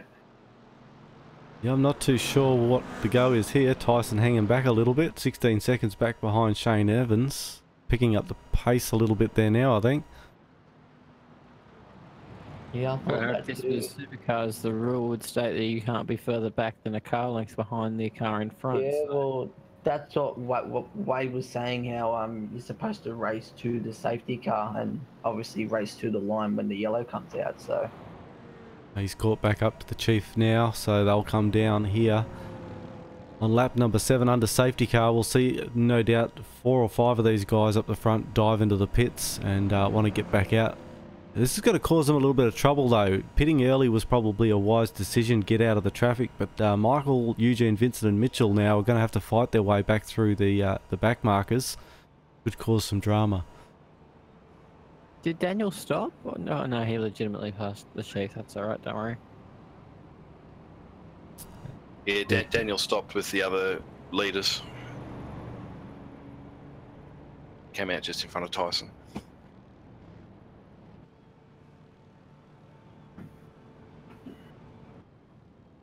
Going to check in with our blimp cam, and it's amazing that Ronald has made his way all the way from Spa. So welcome back, Ronald, up in the blimp. What have you given him today? I just gave him a food stamp to go down to the stalls downstairs and pick up whatever he wanted. I gave him $50 in food stamps. Calm down. I'd imagine that he picked up some duty-free on his way over from Europe, so I think he'd be okay. Quite possible. Otherwise, there's a really long ladder. You see those top 4 and 5 cars into pit lane now. They've got to be careful not to pass the car in front or they'll be penalised. Couple here taking the option to pit on the in-lap. Yeah, that means they'll get a end of line penalty. No, the pits are open after the first time by. In pits we have Eugene, Vincent, Mitchell Chapman, Wade Michael, Jackson Harlow, stickers. It's like NASCAR. It's a NASCAR pits. Yeah, that's it. That's iRacing pits. One of the benefits of the brand new community that everyone should be a part of, which is AU and NZ iRacers for positive change, is that it's all about getting more outside America content for supercars or for iRacing. For sure. Yeah, it's a great concept. Want to see these guys, iRacing back in Australia, scan some more tracks, get some new cars, rescan the V8 supercars would be great. And don't forget, if you're tagging iRacing in anything iRacing related with the Australian community, don't forget the hashtag Bring iRacing Down Under.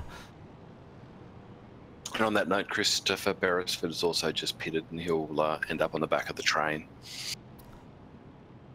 These guys sort themselves out after their pit stops. Jamie McKnight is the current leader of the race. Jason Bentz there in second. Daniel Williams in third. Shane Evans in 4. Number 5 is Tyson McAvoy. It's number 6, Jason Schlab.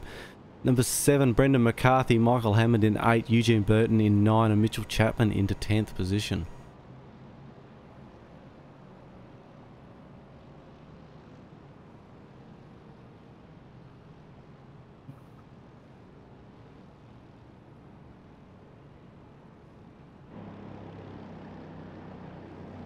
Yeah, I think we'll see that change a little bit, Dan, when we go across the line next.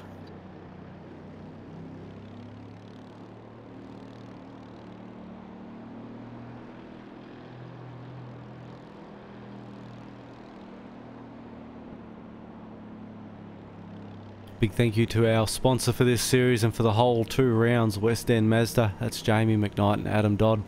Those guys have been generous enough to put the prize money up for this series, so these guys are racing for some dollars, albeit not a lot. It's a little bit, and we thank them for being on board and helping us out with this series, and also their support for the Wheelybins Mayhem Republic. Also, they're always there to help us out no matter what we need. So big thank you to those guys. And also I've got to throw a big thank you to all the people who have joined this series, the GT3 series. It's been a bit of a long-winded one. We had round 1, then we had the retro series thrown in the middle of it, and the back for round 2, but it's always drawn a good field of cars. Great racing throughout. So thank you to all the drivers and all the members of the Wheelybins Mayhem Republic that's made it a success. Mate, while we're thanking our sponsors, I think we need to have a shout out to Limelight Motorsport. They do a lot of work behind the scenes to bring these productions, and I know they help us with the spreadsheets. They seem to specialise in those sort of areas, so big thanks to Limelight. Also, we've got Park Lane Jewellery. They like to get on board with us and have a little bit of sparkle with kids. And Ryno Hire, the guys from Ryno Hire, whether it be big or small, mate, yeah, whether it's to having to fix a barrier once your McLaren rolls across it down the chase, mate, they've got the tools for the job, so thanks to those guys too. Yeah, without the assistance of our generous sponsors, and we could put this stuff on, but it would be nowhere near as fun. It's great to have them on board and give them a bit of a publicity to the sim racing world too. It is an up-and-coming e-sport. As you see now, YouTube has taken over with the esports iRacing, so that's great. Safety car lights are off. Safety car is in. We will go green this lap. The call is on Jamie. Will he go on green or will he go at Murray's corner? He'll try and gaggle the field, will he? Straight on the apex, like I knew he would. Great start from Jamie McKnight. Daniel straight on the aggressive move. Active on the inside. It was. Jason Bentz wasn't far off the gas either, and Daniel Williams was looking to go up the inside, but I think he thought better of that. He didn't quite have the pace to get there. Shane, the Chief Evans in 4th, Tyson in 5th. Those top 6 are pulling away. With Jackson on the back of that little pack. They've got mate's daylight. Ending off Jason Bentz. Jason Bentz is going to try and go around the outside. Can't quite get it done. Oh, he's still there. He's still there. Jamie's going to want to be careful here. Oh, no! No! Oh, he's in the fence. So no! And he's rolled. Oh, he's almost rolled. He's on 2 wheels. That's a huge moment. That is a huge moment. Safety cars, safety cars. That's just thrown a massive spinner in the works for Jamie's championship, because that is a lot of damage. Did anyone actually walk away from that? We've got some cars struggling through, but did anyone come out of that cleanly? That was a massive shunt. Actually going to try and get a bit of a replay of that. Come up through Griffins, side by side up the straight.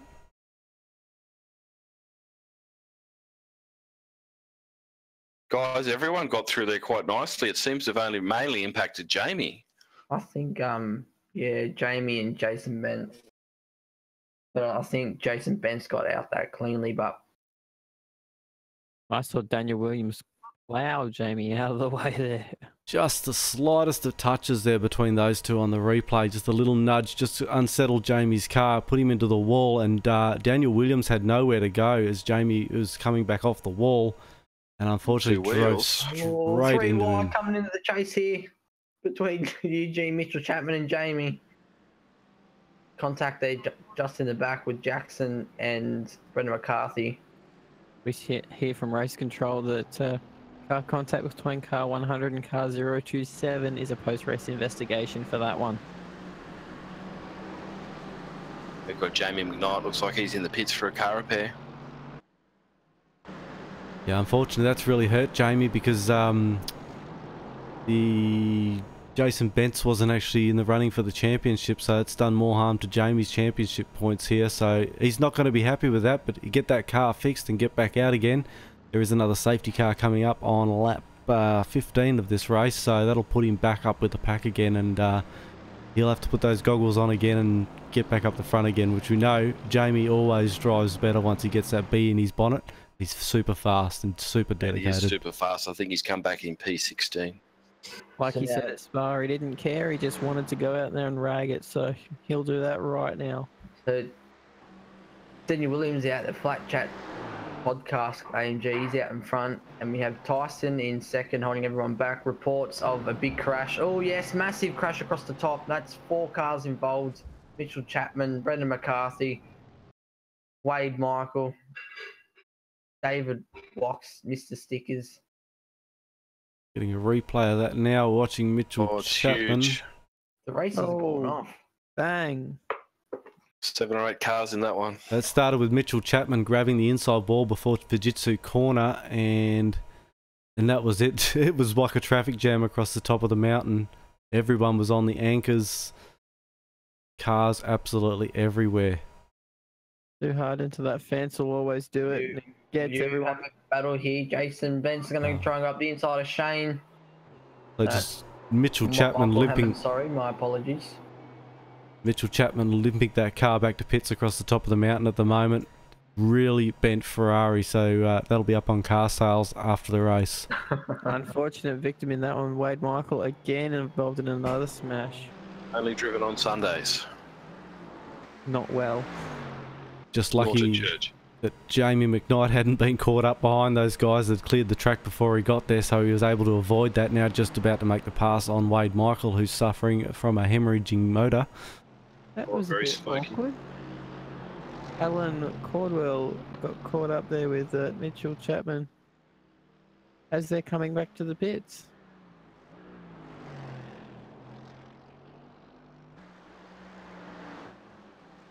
Up to the front pack at the moment.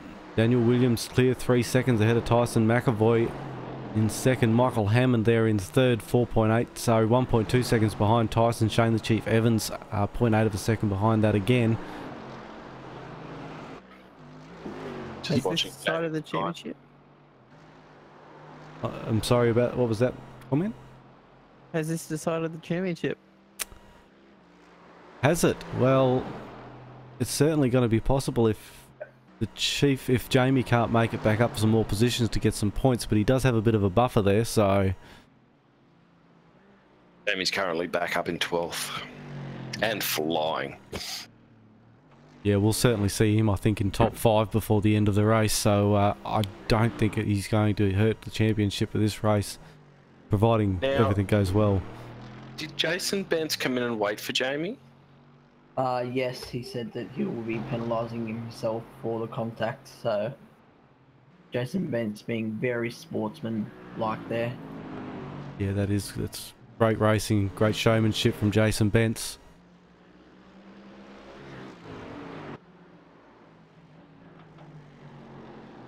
Yeah, I think we'll see some good lap times with these two guys chasing each other, trying to catch the pack. Another post-race investigation between cars 198 and 159. I'm assuming that would be for the incident across the top. We have Michael Hammond now defending off Tyson McAvoy.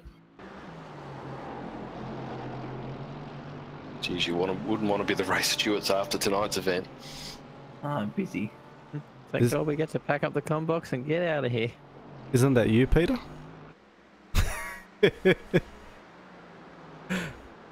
No comment. We'll palm that off to Brendan because he's not in the comms box. So that's it, Brendan. Your job. Sorry. Oh, as always, we always support the admins, and everyone has a bit of a look and gives their view, and we're always open to the drivers to get involved most of the time. As we are currently on lap 12, so we might see a safety car in the next 5 or so laps. Yeah, but the next safety car out at the end of lap 15, and then it'll be a sprint to the end. So Jason Benter's just gone past Jamie into the top 10. Someone's house on that safety car.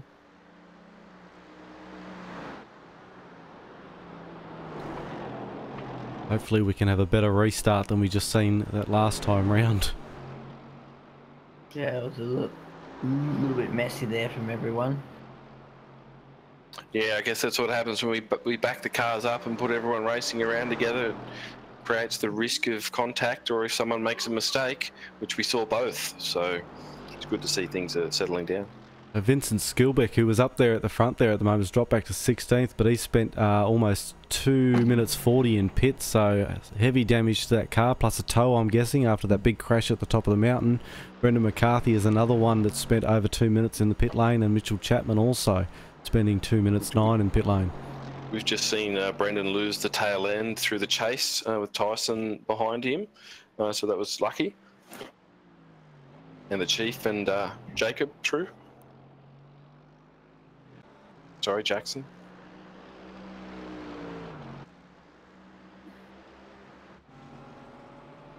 Yeah, they've been having a battle for a couple of laps now, so I think Jackson understands that he doesn't quite have the pace to get past the Chief, so he's just going to sit there behind him and try and work out a strategy for the next safety car that's coming up on the end of lap 16, I think Dan said, so...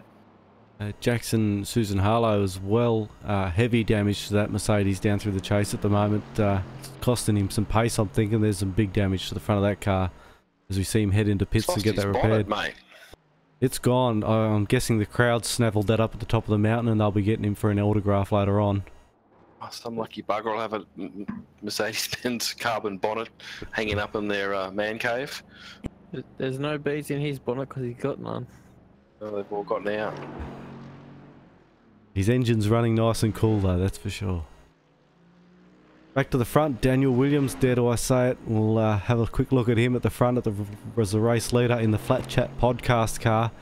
Those stickers are definitely making that car run fast here tonight. Great to see him out the front, avoiding any of the trouble that has ensued so far in this race. Back to Michael Hammond. Pushing.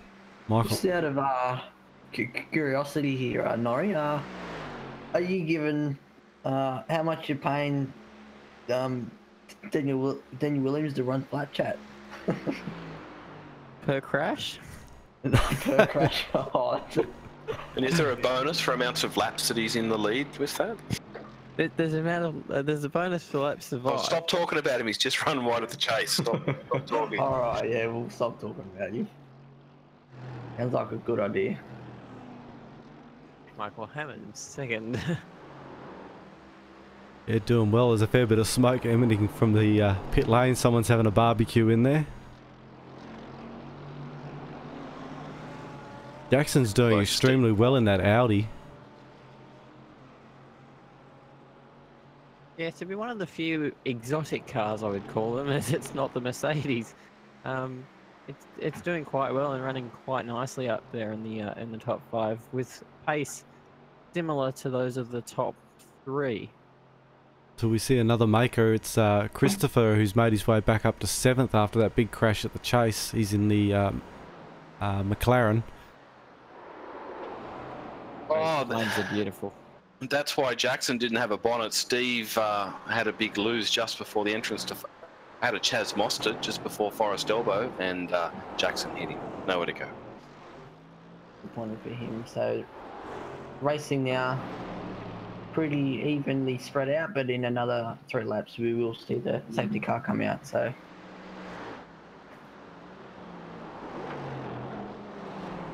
Jamie currently P10. So he's still not. He's not out of the game yet. No, and at the moment he's racing around a few lapped cars, so they're probably making it nice and easy for him to get through, which is good. He's right up on the tail of David Watt at the moment. David will be wanting to give him room and let him pass and not get mixed up. Oh, down into the S as David steps to the left and lets him through.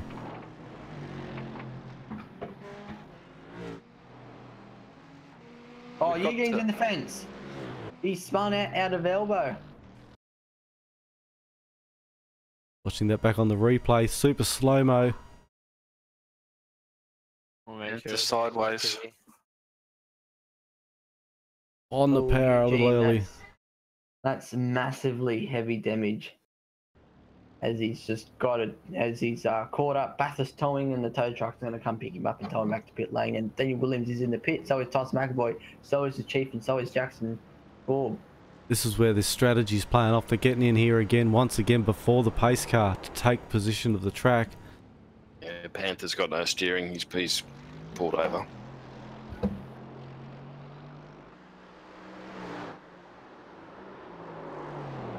Fair bit of conversation happening there on the race chat by the sound of it.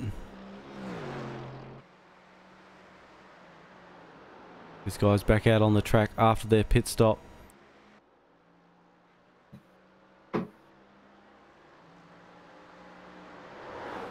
Will we see any of the leaders react? Because Michael Hammond did not pit, so... Now, I think Tyson's taken tyres. He has. Well, there's the tyre strategy, so... He had to pull something out of the bag because the boys stole his strategy straight up and were onto him with that one, so he's had to pull something different out of the bag and gone for a little bit more pace with fresh tyres. Obviously, by the sounds of that, Pete, was he the only one that took tyres in that stop? Yeah, I was wondering why he wasn't with the pack, and I looked, and yeah, he was still there. So interesting. Michael Hammond here, the leader of the race down the main straight. We'll probably see a safety car called real shortly, end of lap 15.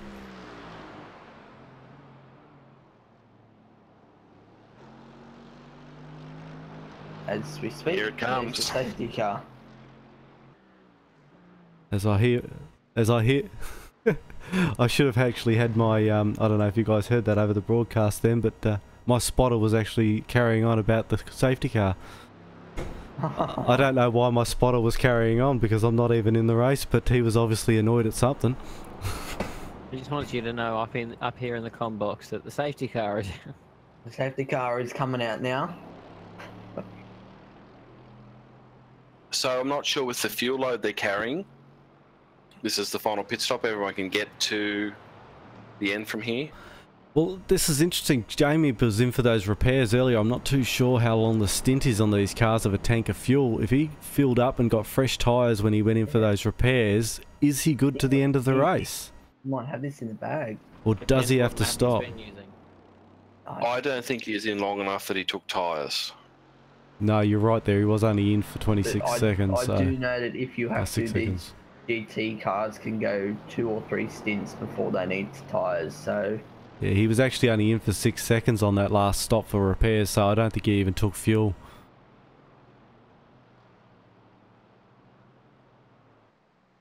Yeah, that accident was not long after the restart, wasn't it? Yeah, that's right. Not long at all, no.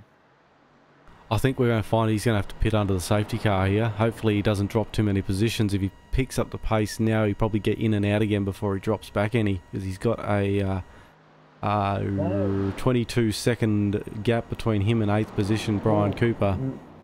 Knowing Jamie with his strategy, I'm actually quite surprised he didn't pit when everyone else pit. Being he was back in the pack a bit, it probably caught him a bit by surprise. So now he's caught up on the back of the train. This is going to hurt him. Because now Brian Cooper's going to catch up behind him, and as well as Tyson and all that, who is 25 seconds behind him now. So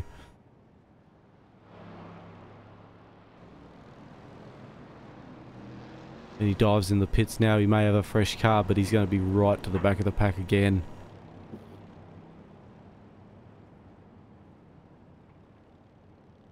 Yeah, maybe. It depends if these guys can do 15 laps. Well, we don't need to do 15, do we? We've got about 13 laps we'll need to do after the safety car. they may need to have another pit stop, so he might just be able to play out of this one.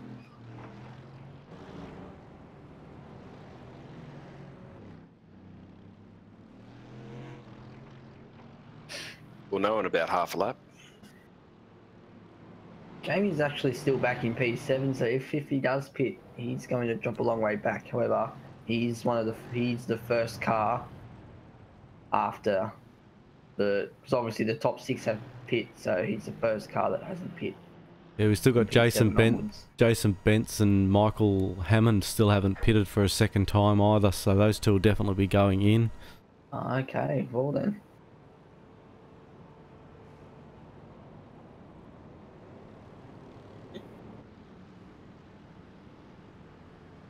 If only here on Wheelybins TV we had all the technology to see where the current points were and who's got what points. Yeah, unfortunately I can't work a spreadsheet that quickly. Maybe next season we'll work on that. Someone will have to come up with some automated software for us. No, we're just gonna have to park somebody in there on the spreadsheet working it out. Yep, I'll pay them twice my wage to do the job. Ooh. Fighting. Michael Hammond pulls in the pits. So does Christopher Beresford. Shane doing the fakie. No, Shane is in. Jamie McKnight stayed out. He pulled into the lane and then pulled back out again. Yeah, is that going to be a unsafe pit though? That's a bit risky because he was past those cones. You can get a penalty. I'm just going to get a replay of that to see if he was past those cones. You can get a penalty. This would nearly suggest that most of these other guys are going to have to do a pit stop, and the guys that are pitting now are at the earliest, I think, if they do a little fuel save, they can get through without having another stop. Well, we do know that Jamie is one of those drivers who is very good at saving fuel. So, has he saved enough fuel during that stint there and under the safety car to get him home? Gonna be tight, but yeah, he did cross that yellow line on the on that entry to the pit lane, so hopefully that hasn't served him a penalty. Just keep a listen on the race chat to find out what happens there. That is a bit risky because that has happened to me before, so... I'm not sure if he pulled that fakie to try and fake Shane the Chief Evans in, because he pulled in as well after already having a pit stop. Maybe Shane's taking just enough fuel to make that fuel strategy work for him. I'm unsure as to Jamie's strategy there, because he's going to need to either get some fuel or be in a severe engine map mode for the rest of this race if he doesn't pit. At the moment, he possibly could be in that severe engine map mode and just be out to recover the points. But he's going to make sure he finishes this race. Interesting times here tonight at the mountain. Always throws up an interesting one, this track. The strategy was going to come out to play early on. We knew that with the safety cars, and Tyson showed that early on by pulling in for the first pit stop tonight, and everybody else just stole his plan. Wade Michael does have a pit lane speeding penalty. He accidentally pumped his limiter. That's another bad moment for Wade Michael tonight.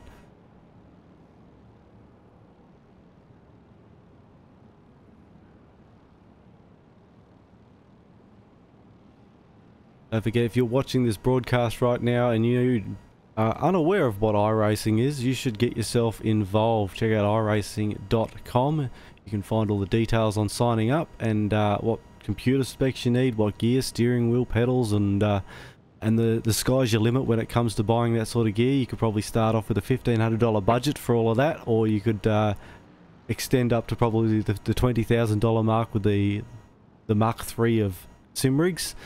And yeah, once you get involved in that, check us out, follow us, see us at our website, wheelybinsmayhemrepublic.com, and that'll put you in touch with our Facebook page. You can join up. You do have to be an iRacing member to join our Facebook page, and from there you'll find all the details on our races. We also have all our race schedules hosted on our website, so you can come and race with us, and we'll be here giving you the commentator's curse on Wheelybins TV, just like we've done for these guys. I will say that iRacing is not a cheap hobby. Still cheaper than real car racing, and it's pretty close. Yes, absolutely.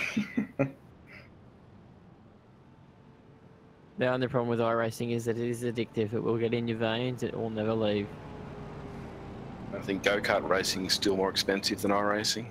Yeah, $130 odd every race meeting. That's got your fuel, your race entries, all that stuff, and then every third race meeting I need a new set of tyres, so that's another $350 gone. So, but it's fun. I enjoy it. So. That is great fun. Now we'll see if anybody dives into the pits here. Just off the start. No, the safety car is in. Everyone's hanging out. Lap number 17, beginning lap number 18. Green, green, green is the call, and we're away again. Race number 5 for round number 2 of the West End Mazda GT3 series here on Wheelybins TV. Daniel Williams has got control of this race around the first turn after that safety car restart. We'll watch back in the pack and make sure there's no trouble. He's down the inside of Jackson Shaw.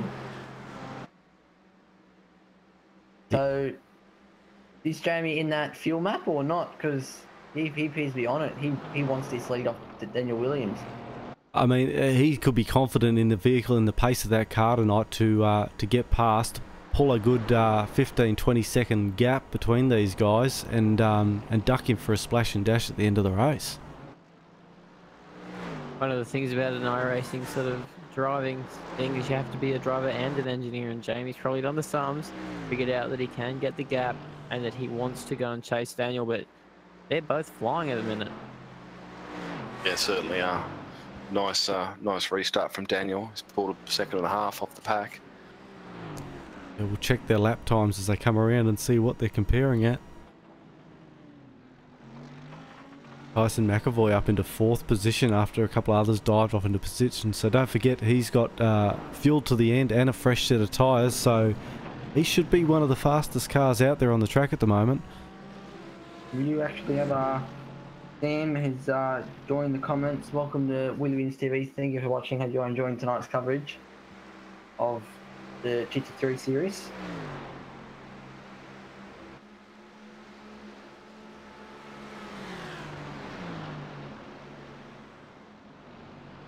Great to see Jessica in the YouTube chat again, cheering on her racer, Tyson McAvoy. There he is on screen for you, Jessica.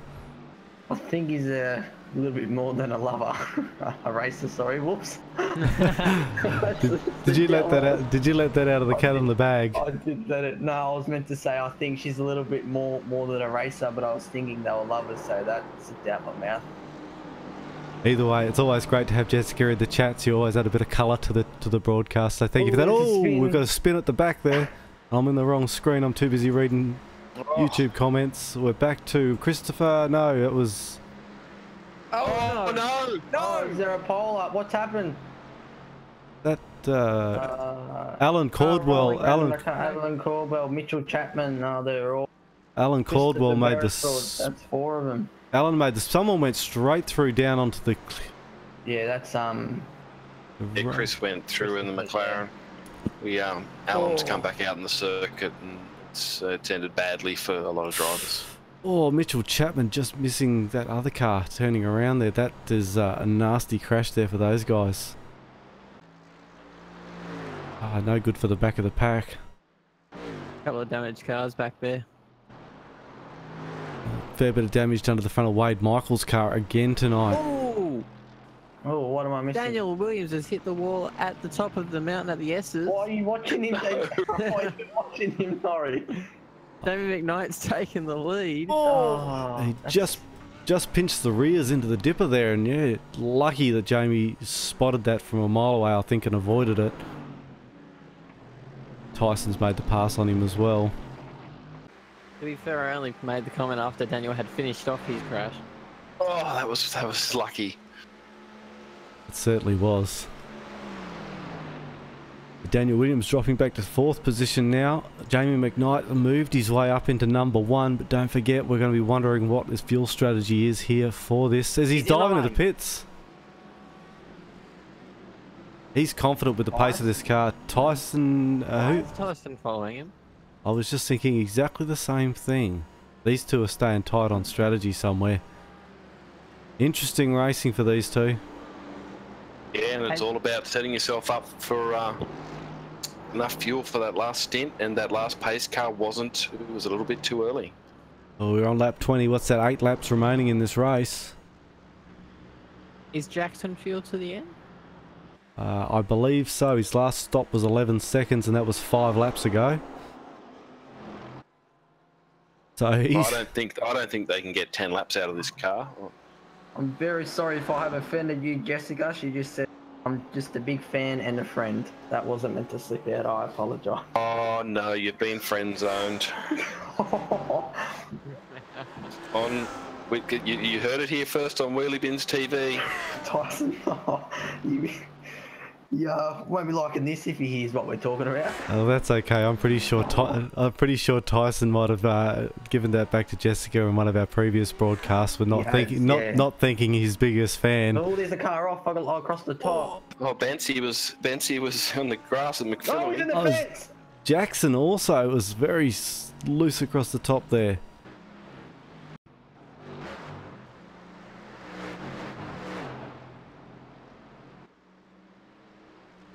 Oh, that's real wide across the top there. Michael Hammond touch just clips the wall coming out of Forest Elbow. It's definitely set the rear end of this race alight.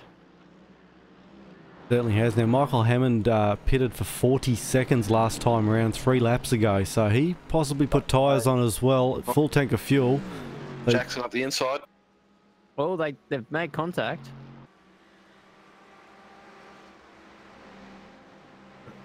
Oh, and they're both in the pits. We've got 3 in the pits.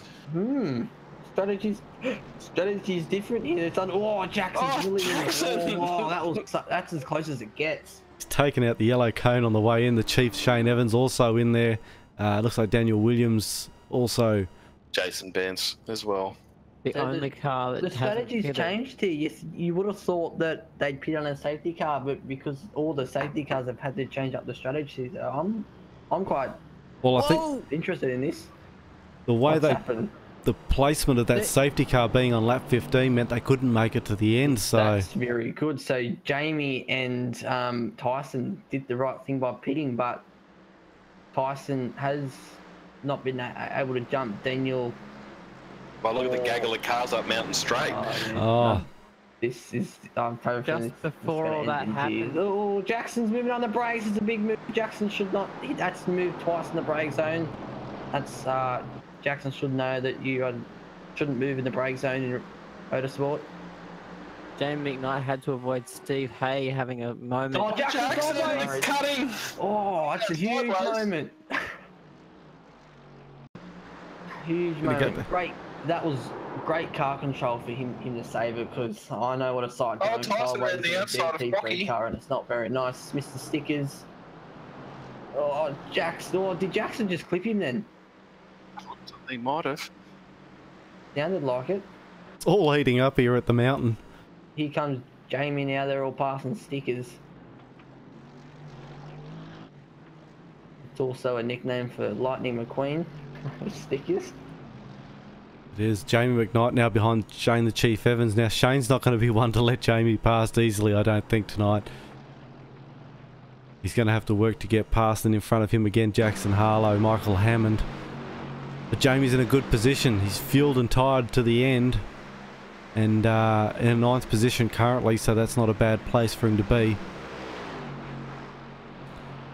I am still wondering about Jackson in number 1 there at the moment. 7 laps on that car, only a fuel stop last time round. So that puts the Audi out in front. It does, but we are suspecting that car's going to need another pit stop, because he's the only one still on 2 pit stops this race. Everyone else has got 3 or more.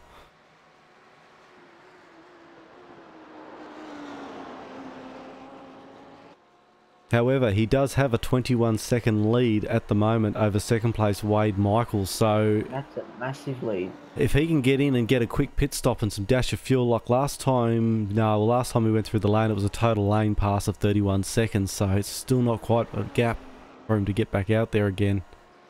Jamie's all over Chief going up Mountain Straight.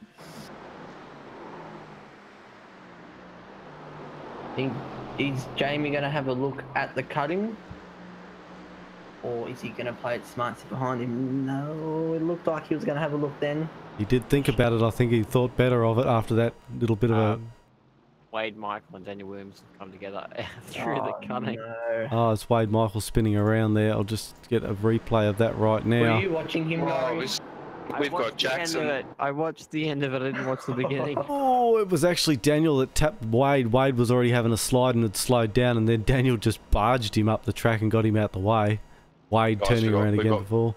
We got Michael, Jackson and Tyson fighting across as they come down through the dipper. This could be exciting, worth watching. Daniel about a second in front. Oh, yep. Yeah, but This is where it's at. 4 cars here, 4 fast guys. We've still got Shane the Chief Evans there in 7th. Jamie sitting behind him in 8th.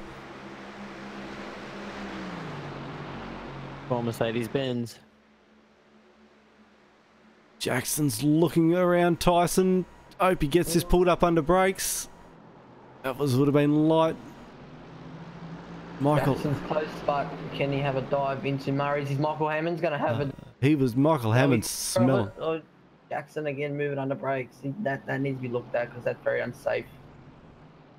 Yes, as Michael is over the radio saying you should not be moving that much under brakes. So maybe something that needs to be looked at, or Jackson needs to be told that he should be doing that. But I'm not sure what the rules here are in Wheelybins with that. So. Well, we follow the usual racing rules. So if racing rules say no double movements under brakes, that's the rule. So he's going to have another go now. He was pushing out again to Michael. Michael won't be happy. He wants to get past. Is no double movement a defending no double or an attacking no double? Oh, I think it's defending no double. To the best of my knowledge, I don't have the rule book in front of me. Neil, can you just check that for us? I can confirm section 3, paragraph 9, subsection C. No double defending, moving under brakes. Could you put that up on the big screen for us? Larko, can you get the whiteboard out? We don't understand. These 3, the whole lap, their last laps. Yeah, but there's also a battle between Shane and Jamie, so there's 2 to watch. Jason Bentz. Have eyes everywhere here tonight. Jason Bentz is still the fastest car lapping. He's moved up into 2nd place now. He's just done a 2-minute flat around here at race pace. Nice work. Would you have another Tyson cheerer in the comments here? Sam Hawkins is now cheering on Tyson, so Tyson's got himself 2 friends with benefits.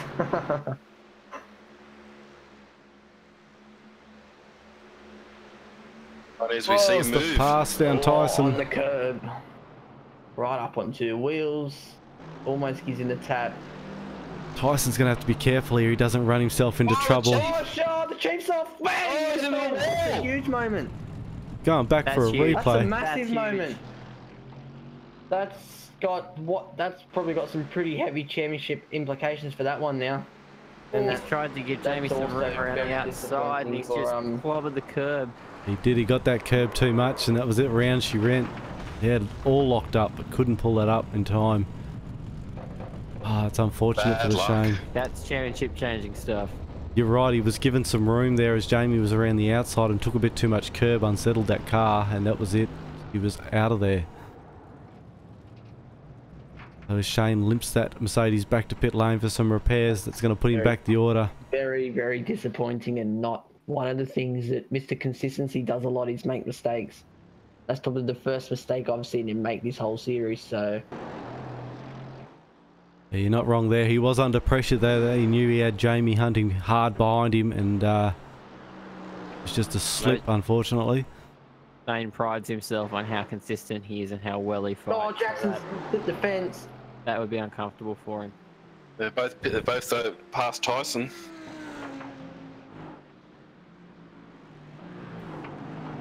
Yeah, I think Tyson had to concede that position. He was probably pushing a little bit beyond his means there, and what he he was going to end up causing trouble in a wall somewhere, so it's probably a good thing that he's let those guys past. Now, is that Jackson? Is he come back because he's pitted? I didn't see that. He has made a pit stop, you're right, and he was in for 8 seconds, only took fuel, and he's back out in 2nd place. So he's 2 seconds behind Jason Bentz, the leader. That was a good stop. Cracker. He was only in the lane for 28 seconds, so nice work there by Jackson. All he needed was a splash and dash to make the fuel drop that he needed. Certainly be a standout contender for this race. He's done well, been the silent achiever. He did a great job. He drove smart early. He knew he didn't have the pace of the Benzes, but he just kept it consistently, and here we are with 4 laps to go. So Jason Bentz in the lead. Jackson Scorb in 2nd. Daniel Williams in 3rd. Michael Hammond, Jackson Susan Harlow in 5th. Tyson in 6th. Jamie in 7th. Wade Michael, not too bad after all the things he's been involved in tonight, in P8. Shane the Chief Evans in P9, and David Wack, Mr. Stickers in P10. So we should give a special shout out to Alan Caldwell. He's been caught up in nearly every incident that I've seen tonight, and he's made his way back to 11th.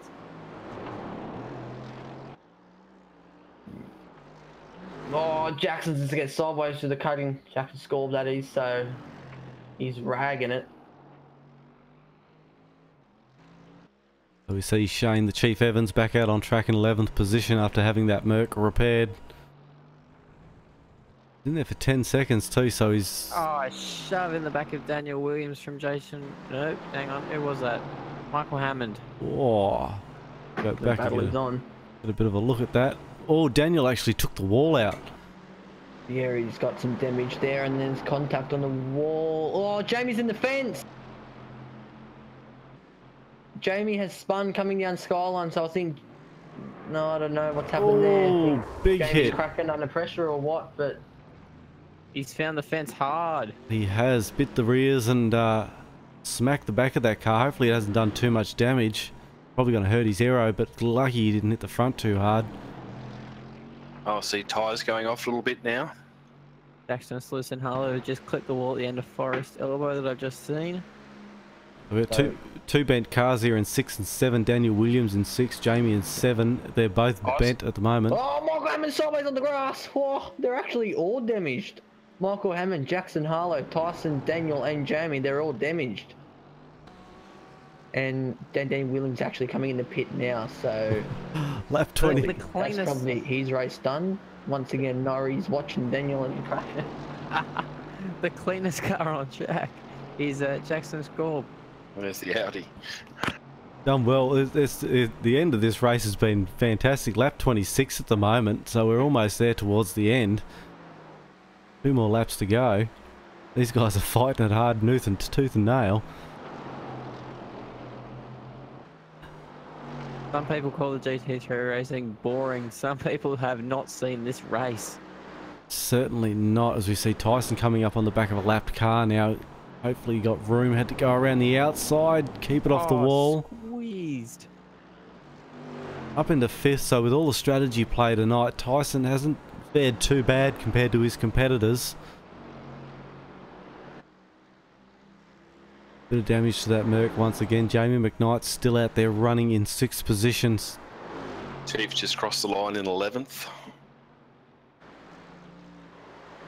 Yeah, he's 6 seconds behind 10th place Alan Caldwell at the moment. So will this put Jamie in the lead of round 2? Yeah, 6th position, that's 20 points. No, it's 18 points on the championship. Yeah, you're asking me to do maths at the wrong time of night. All will come out and be... I guess I'm going to be under pressure though to get these points done tonight after the race, though, because everyone will be hanging out to know the results. So Jamie's already in lead of... He was fighting 8 points ahead of Shane for round 2, so he's got round 2. yeah, that sounds about right. He basically just had to finish ahead of Shane to keep that there, and Shane basically had the 2-round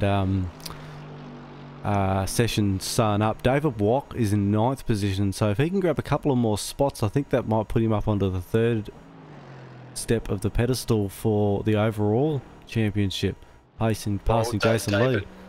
David's at 98, Jason's at 118, David's at 98, Tyson's at 94, and Dan Williams at 90. So it depends how these guys finish. They're racing for third place on the podium for the series for round 2. There's a little bit of maths work out there. Larko, can you just check that for us?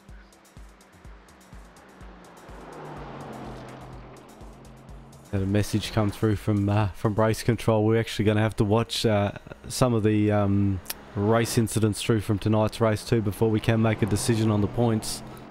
Although I don't think there is any of the top 5 to 10 contenders that have been involved in any incidents tonight. Although they may have been involved, they might not have been the instigators. No, that's The only incident I can see which might affect the race. Oh, Dean Williams is being involved in a crash at the cutting with Brian Cooper. I'm not there. I'm not talking about it. Oh no, and it's a big one too. The Flat only chat. I can't quite read flat chat on the bonnet. Yep, because it's not flat anymore. the curve chat. Oh, that is heavy on the fence. Yes, the only incident I can see that might affect the race outcome is Jason Bentz when he was into the back of Jamie McKnight, going up into the cutting. That is under a post-racing investigation. Now having a look on Oh, that's bad luck for Daniel. A back marker spun. Oh, they're too wide into the chase. Oh, He's made contact. Oh, he spun him around. Oh no, Mark Roman's in the fence. Bang. Oh, that is racing hard too. Well, this is That was I think only race controls are going to be very, very busy after this. only a gentle touch. Just watching it on the replay again, it was only a very, very slight touch there to the back end, but he got him a second time round, and which didn't help the situation at all. The last clean car on the grid was the Audi. So at the moment, lap number 28, the final lap of this race. Jason Bentz has been the commander for this race tonight. He's been up the front there, been towards the back, been tied up with some traffic and some crashes, but he's managed to come out on top here tonight. There's your top three. Jason. Jackson. Whoa, Jason Bentz has spun it! Oh, who's going to hit Oh, no! They're all gone. Jackson Harlow. Jackson through the wind. He escaped. He escaped, and Jackson straight through without any damage. Here comes Tyson though. Tyson's in third, and he's going to want to make the pace here. And Jackson, no, Tyson. the blood is in the water, and Tyson the shark is circling. He's going to try and get this pass here on Jackson. Don't. Jules' music's playing. He wants it. Look at that. Tyson's going hard around the top. Last lap, Tyson can see victory. He can see not even 2 car lengths in front of him. Jackson's badly damaged. Oh, the turns of this race, just as we were congratulating Jace on that. Is Tyson going to win? I think Tyson's got him. Sorry, I think I gave him the commentator's curse. Oh, I was the same, good congratulating him on a great race, and he went and put it around in the cutting. He'd probably just relaxed there on that last lap. And Jamie now in third as well, so very good for Jamie's points. Fourth, I've got Jackson Harlow in first at the moment. Jackson Harlow's going to take the lead. Well, he's going to take the win. Jackson Schwabdo's going to hold Tyson out, maybe. I actually forgot about Jackson Harlow. So it's a battle for second. So out in front, our race winner tonight for race number 5 of round 2. Harlow. The official The official West End Mazda GT3 series hosted by the Wheelybins Mayhem Republic. Your tonight's racer, Jackson Susan Harlow. Congratulations to him. Well done. Second place, Jackson in the Audi has managed to keep second place off Tyson McAvoy, who's in third. Jamie McKnight's, after a horrific night, has managed to get up into 4th position. That's a good consolation after the troubles he's had tonight. Wade Michael, a great effort from him, up into 5th position. That car's had a few rebuilds tonight. Also, Alan Cordwell had a few rebuilds on that Mercedes tonight too, coming around for a 6th place finish tonight. David Wachs Stickers is managing to move up into 7th position if Shane doesn't make the pass here on him. The Chief sitting in 8th. Whoa, Stickers puts it around. He made the pass. He did. Stickers spun it around. Shane the Chief Evans has made the pass into 7th position. David Walk back into 8th. What was these last 5 laps? The race just went absolutely And off. I don't think Jason Bentz made it back up on the track after that. So ninth position is Michael Hammond. Jason Bentz in the 10th position. Unbelievable. What a race. And I'll leave you, Jacob, to go and get some of those guys into the green room for a chat. But wow, what a race. I need a drink after that. Was insane. That was Yeah, it was pretty absolute exciting. madness. Well, I think we saw some tyre degradation come into play at the end of this race tonight. Certainly made it interesting. You're not wrong there. We actually do have Dean Williams and Tyson McAvoy out there in the green room. So, do you want to brag? Who do we want to drag in? Oh, any of which? We'll bring in Mr. Commentator's Curse. Bad luck, because Norrie always opens his mouth. Daniel Williams, mate, it's a tough race tonight. I tried to keep the cameras off you as much as I could, but unfortunately some of those were your own undoing, man.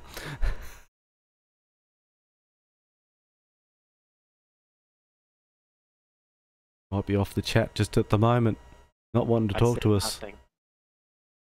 Well, we'll bring in Tyson McAvoy then. That's Wheelybins TV's microphones aren't hooked up properly. Tyson, you there, man? Yeah, g'day, fellas. Hey, mate. Hey, it was a tough race for you, and everybody tried to steal your strategy there at the start. We could see you were trying to play the game, but everybody else decided to play to your rules, and it didn't help you out there in the end. But third overall, good night. Yeah, third overall, and the 2 drivers in front of me are having some investigations, so I could be on for a win. I hope so, fingers crossed. Pretty happy with that race. The strategy was pretty mint. Crossed the line with just enough fuel to cross the line, so I was saving a bit. So if I didn't save, I think I would have been in a battle with for P2 at least. But with the 2 drivers in front of me under investigation, I'm hoping I've got the win. I've got 21 under investigation, but I've not got 75 under investigation on my screen, so you might be elevated to second there, mate. Oh no, they both had previous incidents. One was early in the race, and then there was another one late in the race with second and third being taken out. Awesome race anyway, mate. We were all on the edge of our seat. The amount of sound clips we're going to get out of tonight's race for our next promo video is going to be unbelievable. It's fantastic here at the mountain. Congratulations to you, and I believe Jessica's been cheering you on in the chat, as well as somebody else as well, whose name escapes me at the moment. I think that might be Jamesy. There's a Samantha Hawkins. And Samantha. Oh, jeez. Thanks for watching, guys. Big shout out to you guys. And, of course, to Jamie as well for winning the championship.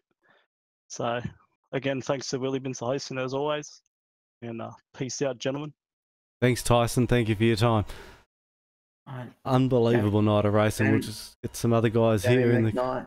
We'll just get some other guys in the comm box. Jamie McKnight here in the comm box, mate. Tough night at the track. The mountain served it up for us tonight, but 4th, it's not a bad position, and it's kept you there for the round 2 championship win. Well, that's it, boys. The whole objective of tonight was to win the championship, as you know. Bathurst is always a difficult track for me, and I think I drove pretty well. I did some nice quick lap times. I got a little bit out of sorts with a few lap cars, and they were really, really bad. Some of them tonight, they need to really work on moving over, because when you go across the mountain, you need someone to be certain when you're going past. And I know that probably nerves and the speed of people coming up on you do it, but I know it cost Daniel Williams and a couple of other guys. But look, it was an awesome championship. The Chief and I have gone toe-to-toe the whole way. I'd like to... Can you drag me Spotter down for a sec, McDonald? Because I'd like to just thank him for his help tonight. Is that cool? Here he is. There he is. Just drag Jordan down. I just want to say a big thanks to Jordan McDonald, not just this race, but a couple of races he spotted for me and really helped me, especially when I've had something happen like Bentz, who I know wouldn't hit me on purpose, but got me up there when we were in the lead. And I was a bit flustered, and Jordan said, "It's all right, man, we'll pit now, and then we'll stretch the next stint out." And we worked together as a team, man, and he really helped me bring it home tonight. So cheers, Jordan. You're a champ, mate. Oh, yeah, no, that was a bit well, I just wanted to say thanks on the air, mate. I know there's thousands listening, so I just wanted to thank you. And I also want to thank Dan for his great broadcasts, really top notch, and all the commentary boys, Jacob, Harley and Norrie and the rest of the team, mate. I appreciate you guys putting on a broadcast for us. So well done to the rest of the guys. Well done to the guys who won tonight. I'm not sure if they'll stay in those positions. I know there's a lot of post-race stuff going on, but I'm happy with that's what it ends up, mate. I actually bring up how I didn't like how much Jackson was moving under brakes. He'd be moving like 2 or 3 times. So I think that will be getting looked at because. Well, I did have a word with him about that. If you remember last race, mate, he was doing that to me. But he's only a kid. He's doing well. You know, he's just a kid. He's just got to learn. But you can't do that. I think that's what caused Michael Hammond to. It was, yeah. Yeah, that was just in front of me. So, congrats to Tyson. He deserved a good result, mate. I'm really happy for him. That's great, fantastic, guys, and thank you, Jamie, and thank you for being a part of this series. It's been great, and yeah, I'm pretty sure that points. I'll do the final points standings up, but that gets you the win for round 2 of the official West End Mazda Wheelybins GT3 series, mate. Well done. And of course, well done, Jamie. Then thank you, boys. Put that. You there, still? Yep. Yeah, we're here. That prize winning back to the Wheelybins mate groups. I want to donate that back, mate, to the cause. So thanks a lot, guys. Thank you very much for your generosity. Thank you. Appreciate that, Jamie. Much, Jamie. See you, mate. Cheers, boys. See you later. We've just had the Chief join us here in the comms box as well. Tough night at the Mountain, Chief. Oh, mate, I don't even know what to say. I'm so disappointed in myself. I thought I'd mucked up my strategy there for a minute, and then when I came out of the pits and Jamie was behind me, I thought, hello, I'm on here, and then. Yeah, going side by side into the chase. I got the inside curb and it bounced me wide, and I thought I was going to hit Jamie, so I just pulled it right. And when I got the grass, I was gone. Oh, well, it was a tough night at the track. Jamie takes out the round 2 of the series win, but you, mate, you've got the overall round 1 and 2 championship here for the West End Mazda Wheelybins GT3 series. So, Mr. Consistency's paid off, and you've done well and taken the trophy for the series. Yeah, awesome. Big thanks to West End Mazda for the sponsorship, and also to all you guys in the broadcast team for your hard work getting it all together each week for us. And yeah, congratulations to Jamie for winning the round, and also all the other guys that participated and had various ups and downs over the times. But yeah, it was a very good series, and yeah, thanks everyone. Thank you. Yeah, well Thank done, you very Chief. much. And I think that wraps it. I might drag Daniel Williams back in and see if we actually have him this time. Actually, I'll go see if he's there. Actually, we've got a Jacko also in the green room. I think that's could be Jackson. Jackson, is that Jackson Harlow? We'll bring him in. Yeah, we got him in. I think is this Jackson Harlow? Yes, it is. It is. Congratulations on the win tonight, mate. It fell into your hands there at the end. Well done. Yeah, I was happy with a podium, and then Jason spun, and I just snuck through the gap and got both of them at the same time, so it was pretty good. Yeah, you were lucky to avoid that because they both spun separate ways and you slipped through the middle like a hot knife through butter, mate, so that was well done. Yeah, thanks. It was a very action-packed race. Like the first lap and then a couple other laps. It was really fun. Oh, that's good. Do you have anyone you need to thank for tonight's win, mate? Yeah, I'd like to thank MFR for giving me a good setup, and yeah, for giving me a good painted car. Oh, congratulations and well done for the race tonight. Cheers, mate. Well done. All right, thanks, guys. And I think we were trying to get Daniel Williams back in again. Unfortunately, he's not there. He's gone down to the food court, and we've lost him in there. He's gone down to the carnival. We've lost him in there. Fair enough. He's had a tough night. He probably needs a few ice baths to rest some bruises of that body of that crash tonight. On that blimp with Ronald, the first vehicle out of here tonight. Yeah, exactly right. It's been a tough night. Is Ronald going back across the ditch, is he? I'm not sure where Ronald's going because we haven't got anything planned, so he might have to pack that blimp up and have some annual leave until we come back to Wheelybins TV because we haven't got much on the schedule coming up shortly, so he might get a little holiday. Might have to track it back to Sydney. Are you there, Ryno?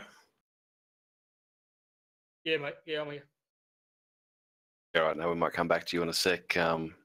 that was a great series, Dan. Well done, guys. Good commentary all season. It's been very exciting. Tonight, gone out with a bang. Certainly has, and it's been a great series altogether. And I just want to throw a shout out also out to Harley, who's normally here driving the broadcast for this second part of the GT3 series, but couldn't do it tonight because we had to change the schedule around. But he's off to drive a real V8 supercar, so all the best to Harley out there. Yeah, best of luck to him. Well done, Harley. He's done a great job all season, and good luck for the weekend. I was going to second that sentiment, but I'd also like to say a massive shout out to you, Dan, for saving bacon a number of times there with Harley driving the show. So thanks, mate, for putting on a top-notch broadcast when it all fell to pieces a couple of times there. No, it's been great fun, and it's been awesome to have you guys in the commentary box. It makes it much more fun with 3 or 4 of us in here chatting it up, and I'm definitely going to go through tonight's video and cut out some of those good points as a montage, because it was an awesome race here tonight. So thank you to you guys. Thanks, Jacob, Norrie, Pete, Ryno, for your inputs tonight. It's been great. Yeah, cheers. Well done, Dan. Thanks, Dan. Righto, we'll sign off here on behalf of me, Daniel Coxon. I'll say thank you to all the guys in the comms box. Thank you to all the viewers here on Wheelybins TV tonight. It's been awesome to have you on board and watching on the YouTubes or on the Twitter, on the Twitch as well, also over there. So thanks, guys, and don't forget, check us out on our website, wheelybinsmayhemrepublic.com, for our schedule, and also any broadcasts will be announced on our YouTube channel, so make sure you subscribe to that. Thank you very much for joining. See you tonight, and we'll see you all again next time, whenever that may be. Good night.